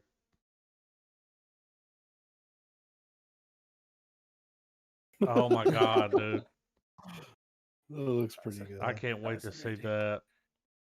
Yeah, I'm sure. Oh, really he's tackling the pirates now? Like, I'm with it, what can this guy not do? He hasn't put out a dud yet. No, man. dude. Even the movie, we all went in with Jojo Rabbit, and we were just like, we just came out like crying. It was that great, fucking movie man. was hilarious. That's so good. When they're all lining them kids up, strapping shit to them, and sending them out into the fray. Yeah. The little fat kid had the little thing he was pushing around. He was like, we're just picking up parts. I think that was the last time I saw Rebel Wilson in a film. I'm sure she's been in like stuff that's not in my radar at all, but like I just remember it was her and somebody else.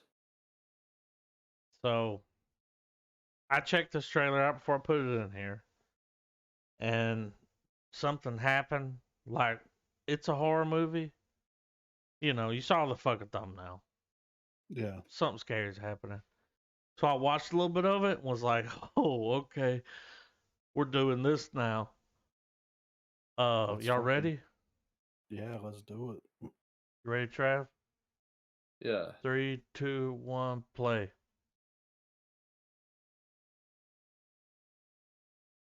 What was that? Oh, it was a bird.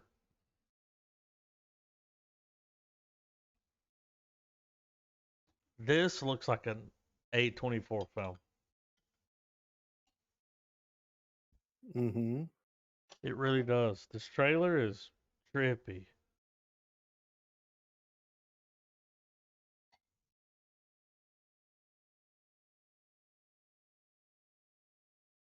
It's a foreign. Yeah.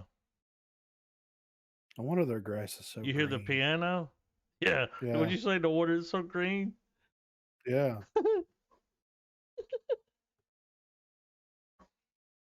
What is that? If you want something to sleep, little baby. What's the song? Hush, little baby, don't Hush, say a little baby. word. That's it. What's gonna bite? That's creepy. What's that big ass egg? What? Something came out of it.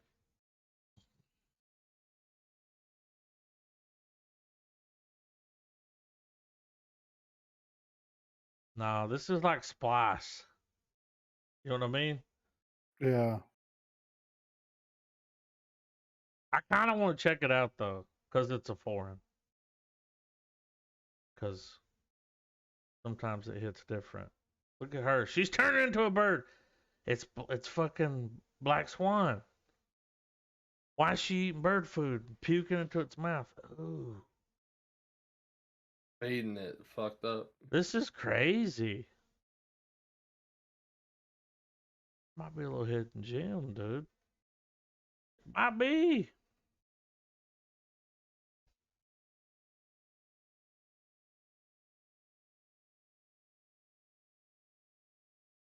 We gotta watch that when we can, right? I kind of want to know what's happening there. Yeah, that looks fucking creepy as shit. Like, what's going on? Like, are we gonna get like Goat Girl? Well, or here's the Bird thing. Girl? That's what I thought when I saw that. When I saw the egg hatching, I was like, lamb, you know? I was like, huh, interesting. I kind of want to check that out though. Whenever it becomes available, I'll let you guys know. Yeah, yeah. We got a little Jamie, dude, little Jamie Lannister. Now I like this actor. I Yeah, I do loved too. him in Game of Thrones. Yeah. And anytime I see him pop up, I'm like, oh shit, it's Jamie. Nikolai What's up, Coster Jamie? Waldo. Let's But fucking yeah, do it. here we go. 3, 2, 1, play. Okay. Period piece. This is his You Revenant. find yourself face to face with God himself. This is his There Will Be Blood. I'm calling it. Look Is at he him. gonna be the one that charts the Arctic? Well, you can only go so far. And then there's an Oswald. Look at this. Was that William Hurt? Who was that? That was What's his name? Tywin Lannister. That's it. It was, yeah. Look at these guys. It's 40 below. Oh man, Dude, I'm already in on this. Dude, a period piece, like we're going dog sledding. Dude, they're gonna find the cube for Transformers. Look at this. That's uncharted territory, dude. It's so cold, people can't go there. Don't you think that's weird? Or like that there's this a is place gonna that's so be cold like you can't go past. it's gonna be a new weird. version of The Thing. What's past that point? On the other side of where they're going, what's past it? We don't know. Because you can't go there. I don't know. It looks like a good man versus survival show. So That's what I'm saying. I said a Revenant. Let's go. He's his dog, man. Don't let your dog die. That'd be fucked up. Shit. They cut his ear off. Are they eating each other? I mean,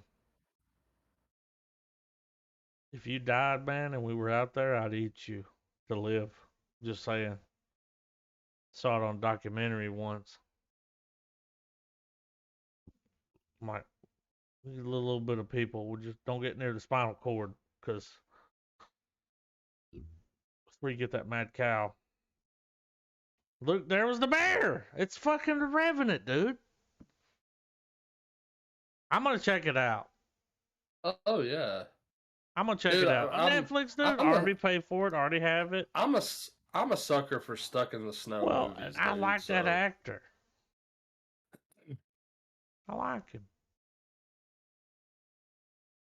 Y'all don't like him? Yeah. I like him a lot. I didn't say no. I don't know. I don't know if you liked him or not. Big Bug. What is this? Well, remember the one we watched a teaser? It's the dude that makes the fucked up movies. We watched a teaser for it. Oh, Yeah. This is the full Video trailer Lost now. Children?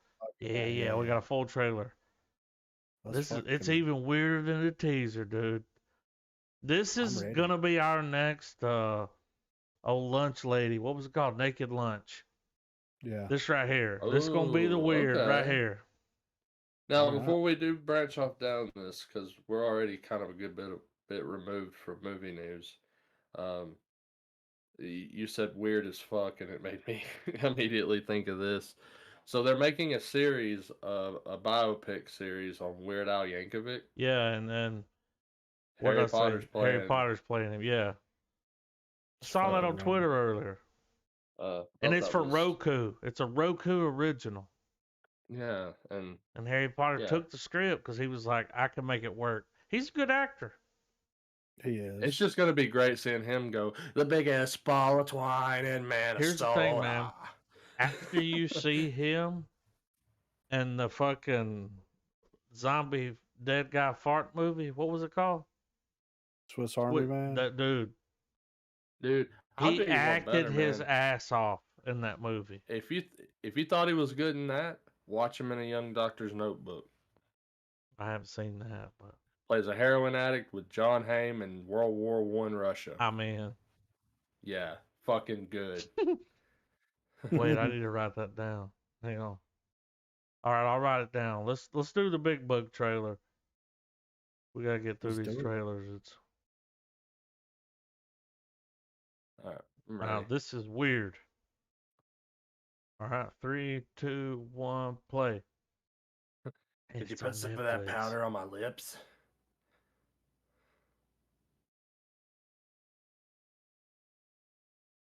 Dude.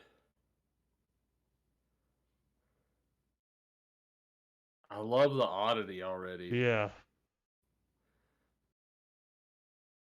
I want Pee Wee Herman to show up. Yeah.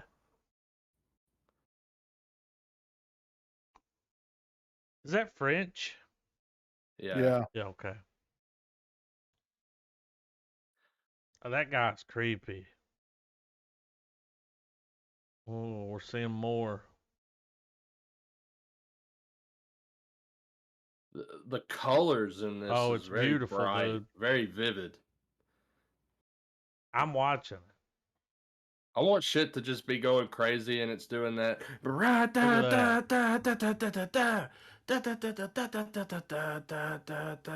That dude's eyes look, they were red.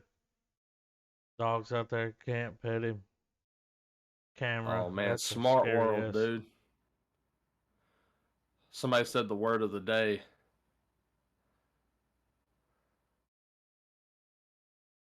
Some of it sounds like Spanish.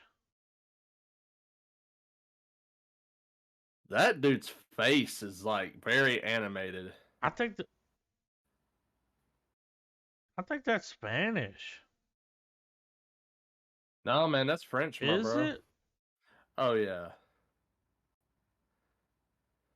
Oh yeah. It is the guy that did City of Children or whatever it was. Can't remember the name. Some of it just sounds Latin. Like that. But español, prima estrella. You know, it just sounds... It's just a high-tech dildo. Can't wait. Guess what else drops in February? Bet you guys didn't know this. I found this out today. I'm over here doing a little dance because I know some shit you don't know, you know? Dude, today I was sitting around and I was like, what happened to motherfucking Space Force? Mm-hmm. I go to their IMDb. There's season 1. Yep, watched it, loved it. What happened? Did we get caught up in a custody dispute over the title? Nah, dude. In February, season 2 drops. Hell yeah. They got a release date.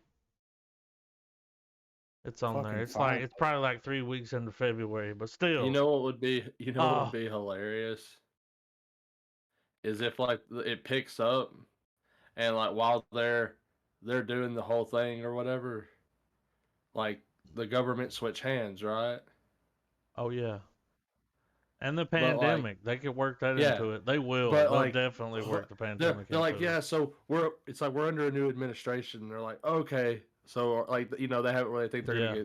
gonna get dissolved or whatever, but they're like, the government says to keep going, and it's the Tic Tac video, and they're Yeah. like, we need you guys now more than ever. Like,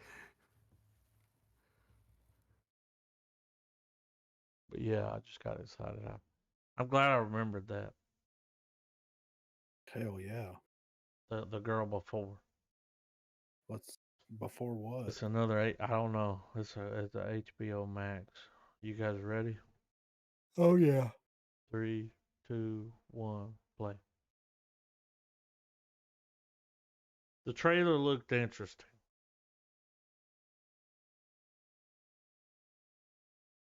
It's a nice house, though. It's Earl Bachman's house, you know.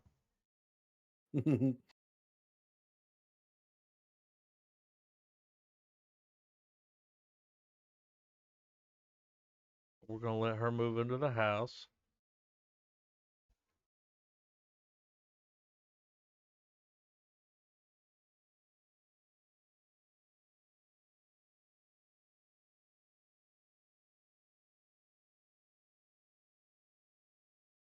Yeah.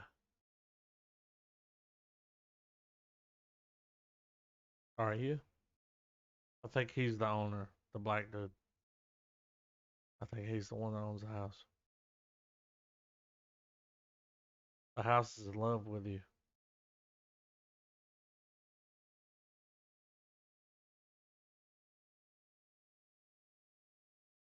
Oh. Yep. She died.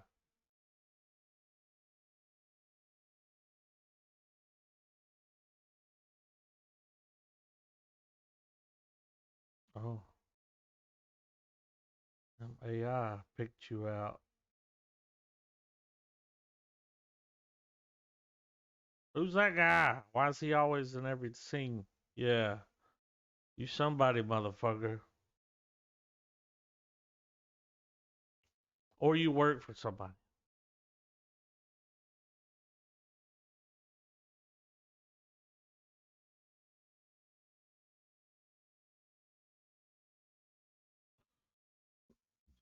Oh no, he ain't the big bad. He don't want nothing to happen to her.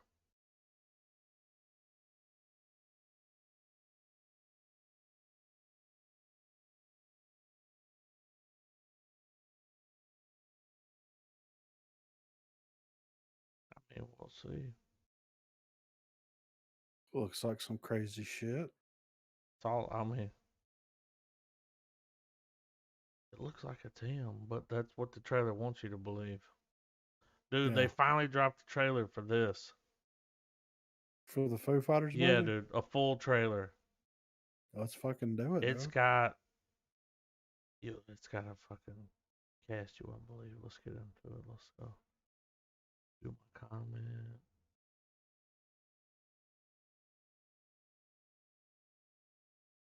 All right, here we go.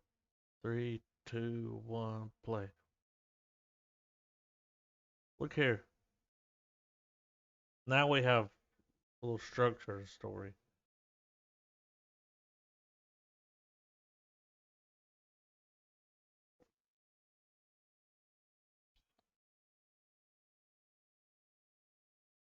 It's their pick of destiny, right? Yeah.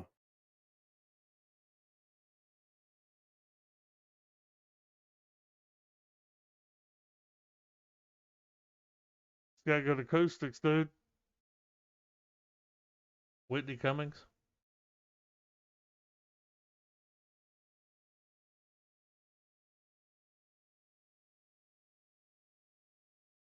We've already done that song. Yeah. Yep.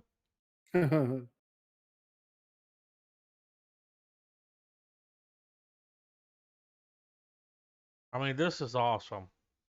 Dude, Yeah. Oh my god. what? That's fucking. Oh, what's his name? MacGruber. Yeah. What the fuck?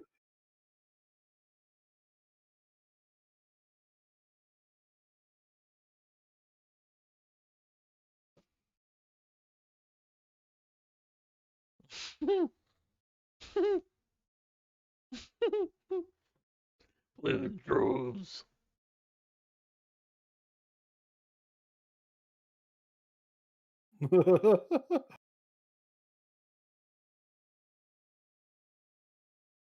The burns his face. He's possessed.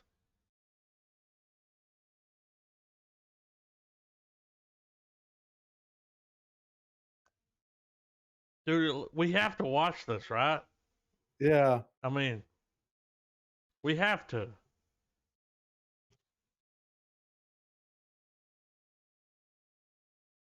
Go set off, dude. Goddamn. We have to. Yes. That's fucking crazy. We'll see That's you awesome. soon. You, February just around the corner. you think JB's gonna be in it?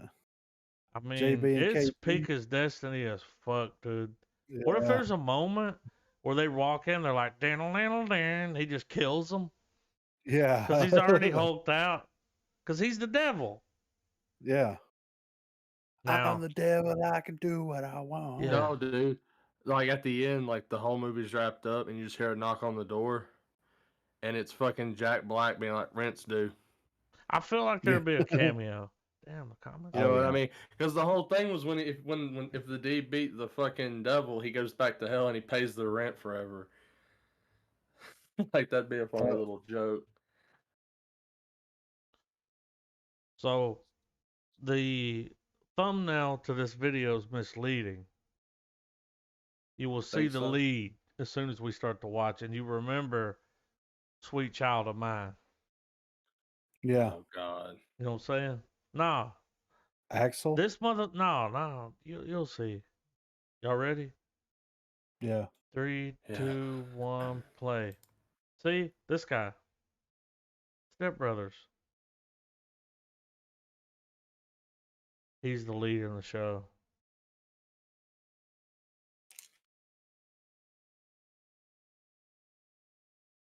Kimusabi.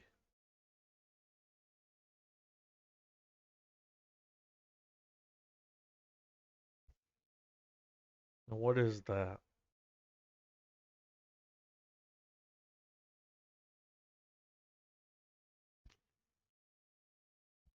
He's a good actor.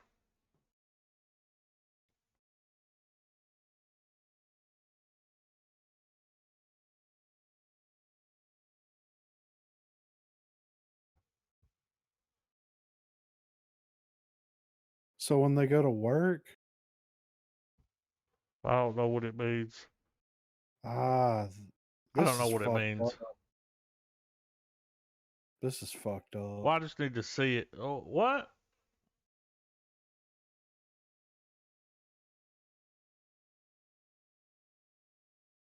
Look at their little office. I can't remember the dudes. Look. The French dude. Very sneaky. That was the Jesus dude. Is that fucking Patricia Arquette? I don't think it's. I don't know. I don't think it's her. It might be. I think it is. I recognize her. But yeah, it's Patricia Arquette from Stigmata. She got the Jesus scars. my name's Petey. Oh shit.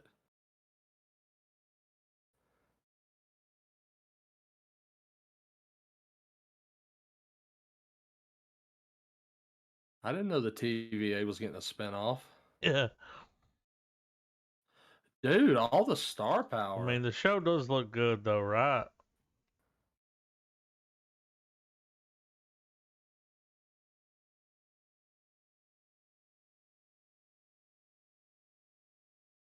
Like they're controlling some dev shit.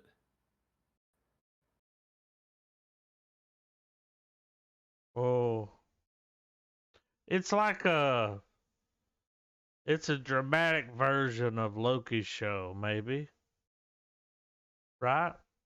So they're putting a microchip in their heads, and whenever you come to work, you forget about your You're a personal bot. life. And then And then whenever vice you You do your versa, leave work, job and you go home and you don't know what you did. that's It's fucked interesting. up. It's never been done before, you know. I mean, Yeah. But don't you always Dude's a wish good that you actor. could do that?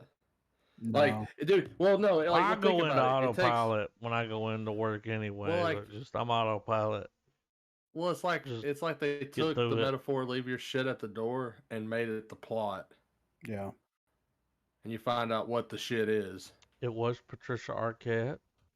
Yeah, but there's so many ramifications that come from something like that, though. Christopher Oh, we're Walken about is to. also It's like we're in gonna the see show. him, you They know. did not show him, but he's in the show. And Adam Scott. That was Adam Scott. He does a good job. I just like him. Yeah. So the only reason I dropped this trailer in here, this is the movie that Harley Smith, Kevin Smith's daughter, was doing. Oh, okay. Yeah. This is the trailer for that. So I felt like I had to, I was like, yep, there she is on the thumbnail. You see her? Yeah. Let's peep it. Gotta do my comment. It'll be the second comment this video has on it. That's tough.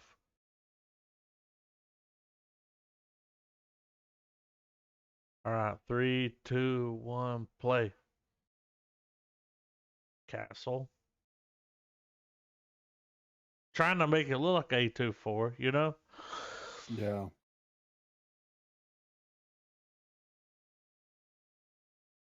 There she is. There's her boy. That's her boyfriend. Yeah. Yeah. Here we go.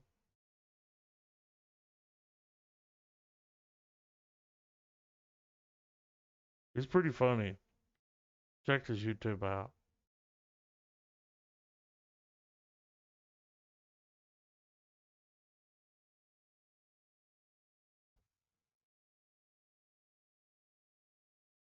Dude, she's kind of over here making movies young like her old man.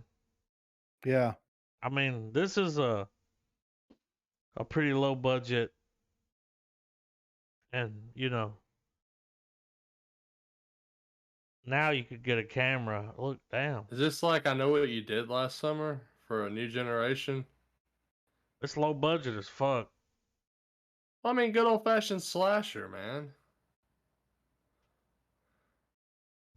It's kind of Harley Smith's fucking Clerks. It's like a little couple of epic reds. Look,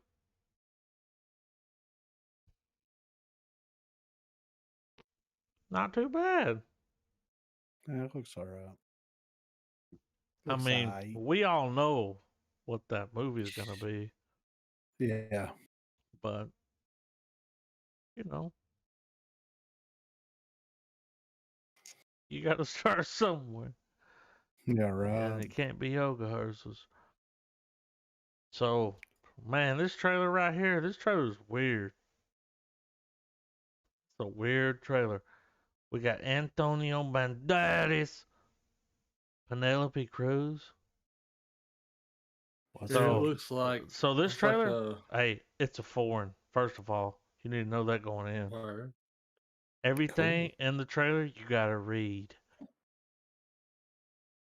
They're Heard going closed in captions full on. force. So I started watching the trailer, and I was like, okay, new movie from them. And then by the time it got to the end, I was like, I just watched that trailer and it didn't make sense. So I put it in here because of that, because it doesn't make sense. Y'all ready? Yeah. We're gonna see at the end. It doesn't make sense. Okay. 3, 2, 1, play. Trailer don't make sense.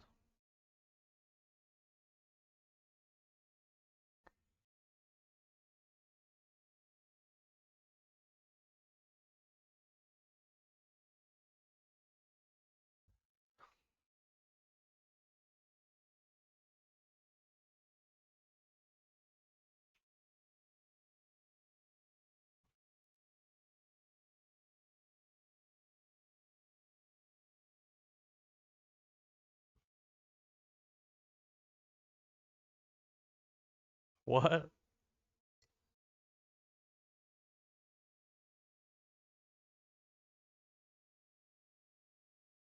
Uh-huh.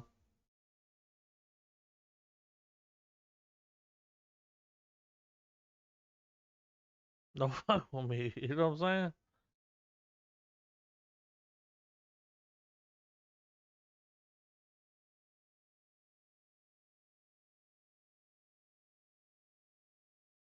We're gonna go fucking fuck on microphone.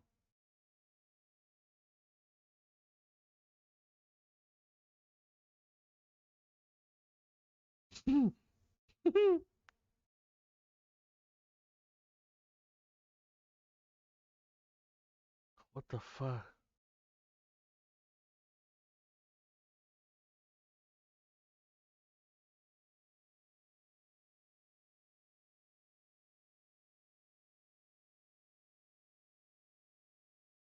I mean, we gotta check it out, right?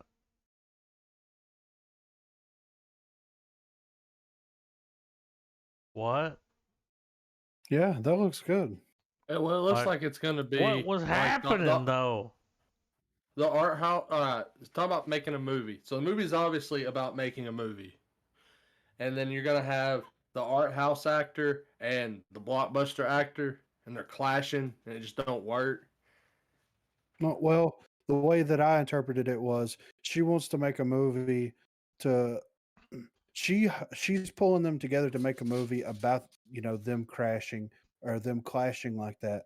But I don't think that they are. It's like she's conducting a social experiment about, you know, a reserved, intelligent individual versus like someone that does action movies and exclusively.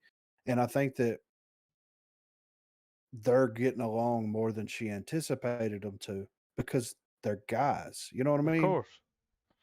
So We like always that's find a what I common took ground, from you know, we bond. it. Yeah. So that's kind of what I got out of it was like she's trying to conduct a social experiment, but I don't think it's going the way she thinks it's going. Yeah. So it looks good though. Oh shit. Go- Yeah. David Arquette goes to the Yeah. Ozarks. That's a David Arquette. What? He's back. I watched a little bit of the trailer. I didn't spot him. See if you can spot him. Cause is he the main character? Cause if he is, he looks completely different. He's got a beard now, so Makes sense. let's see if we can All right. spot him. 3, 2, 1, play.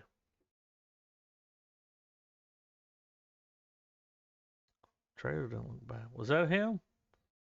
That ain't him.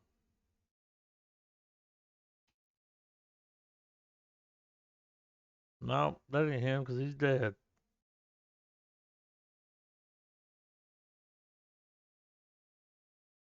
I like a good period piece. Look at that.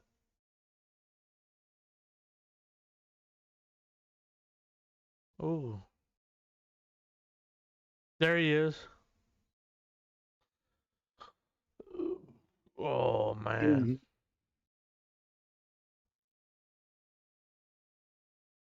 Oh, he's got some PTSD. I love how open everyone's just like, yeah, this place is fucking weird, Yeah. guy. Why are you here?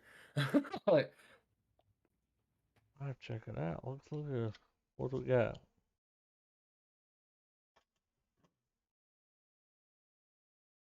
Mm. That should have been Horny Toad. That guy? I think that is him. Is it? I think so. It should be. He kind of looks like him.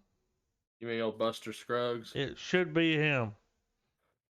I feel like his name would be in the credits if it was him, but they definitely needed him on that one.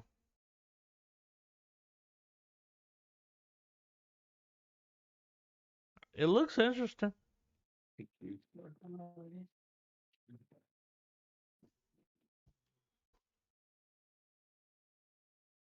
I mean, that's a trailer. Looks good. Give you a little, they give you too much. David Arquette coming in. City Walks. All right, we got a fucking photocopier. This is a Welcome foreign. to, welcome to Now, Pop Copy. this is I think it was Indonesian, and this has been getting some kind of buzz about it. Okay. I saw that somewhere where they were like, "Yo, it's got a little bit of," it's getting like, you know, best foreign film kind of traction. Yeah. So I had to. Let's check it out. All right, hang on. There we go. 3, 2, 1, play.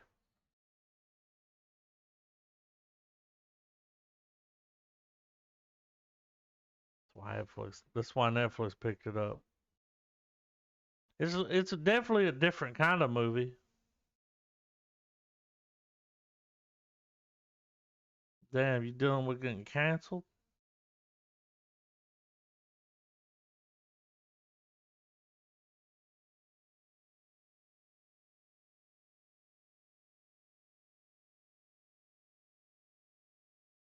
Got your shirt on backwards? Yep. It's raking in the awards like.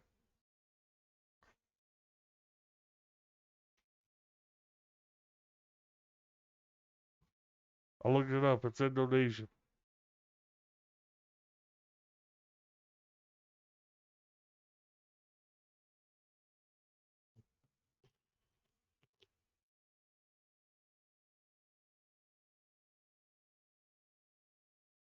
Well, they talk fast, don't they? Get all of it out.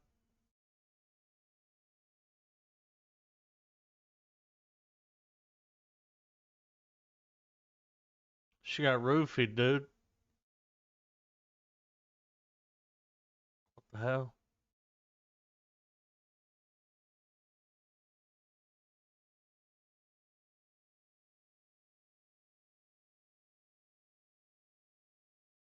Damn, that looks pretty nutty. I'd peep it. You ever been real hypnotized by a swan? Well, I have. It ain't pretty. All right, here we are. The last one. Hellbender. This is a Shudder original. All right. I watched a little bit of it and I was like, it's. At the time, it was pod worthy. We're the only comment. Damn. Well, we might be the motherfuckers that discovered this gym. Yeah, right. You know? Let's fucking do it. All right. 3, 2, 1, play. By play out in spacebar. I mean, it looked interesting.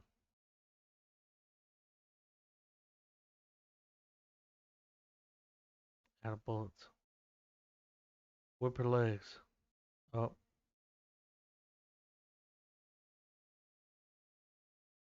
Mm-hmm. Oh.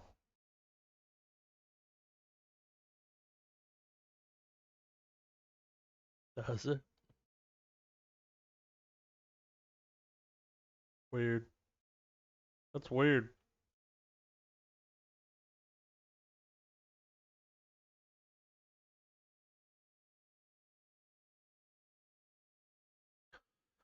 She's like, ate a worm.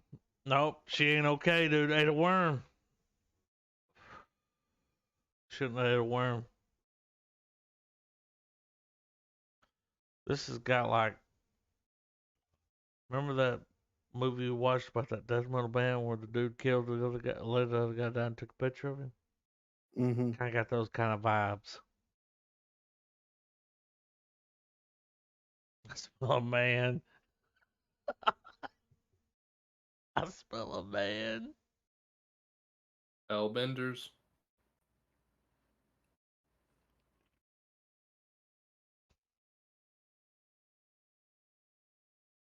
I mean, dude.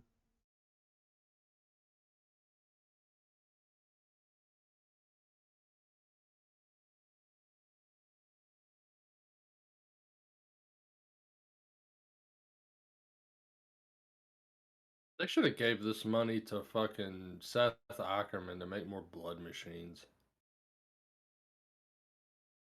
Somebody had a green screen in the woods. It was called Leaves. All right, y'all. Shitting on my trailer. I dropped it. Y'all didn't drop no trailers. No, y'all I didn't want to drop no watch it. trailers. That's all right. Man, don't be coming at me like that. It's got shit that looks good. I didn't watch it all. I just watched a little bit just to see if it's real. Well, it seemed like they were like. No, it seemed I don't like want to talk like, about hey, it. you're gonna be a hellbender, and then it's like, yeah, fuck Hellbender? you. You're trying to be a hellbender. I'll be better. It's like an airbender, but a hellbender. Like, yeah, they were watching that Pokemon stream. oh god damn. What a pull. What's a pull? Trav, you know what we're gonna watch next week? No. I do. What? The Tragedy of Macbeth is available, my friend. Oh yeah, the Denzel. Yes. Zell? I'm gonna let him know. You call him that. We need to keep this in mind as well. Okay, so next week is the last week of January, right? You know what that transitions us into, right? Foreign Film February. Oh shit. So, yeah, dude. So, I'm gonna start scouring the globe. Yeah. We'll see. Damn, we've seen some trailers. Yeah. So what was the one French movie? That's got to be one. That comes out in February. Yeah. I mean, of course it does. Big Bug. Yeah. So that's got to be one, right? Yeah, I think if that we can watch it. Yeah. Well, it'll be out on Netflix in February, so that'll be obtainable for sure. How about we each bring in we settle on Big Bug as one. We got that one. We all get one. Yeah, we all bring in one. Oh, yeah. We all bring in a foreign film. Yeah, I know what mine's gonna be. I already know. I'm not gonna tell you. I'm gonna come up with something. I'm not gonna tell you guys, and I'm gonna have to. It's gonna take me like 10 days to find it, because that's how far back I gotta go. You know. Are we gonna Here's a question: are we gonna try to spread it out to different genres, or is it just whatever you bring is what you bring? I've only got one in mind that I know that I read some shit about, and then I saw the trailer and watched the thing on it. Was like, yeah. Is it a horror? No, I mean, it's something. Might be. Okay. Well, I'll get mine together. Dude, just everybody bring one. Okay. When do we announce? Does it have to be week? on the next one? Oh, okay. I got mine. Yeah. We'll go ahead and set the whole month up. Foreign Film February. We'll watch Trav, Macbeth. you gotta get a foreign film by the next episode. The next episode. Hold up. I think we got it. Oh yeah. That's all I got. I got to go to bed. Yeah. Well, wait a second. The Tragedy of Macbeth and we're doing the boba. The boba tea. Bubba. Okay. The bubba. Well, I guess check's in the mail, right? It's in the mail for sure.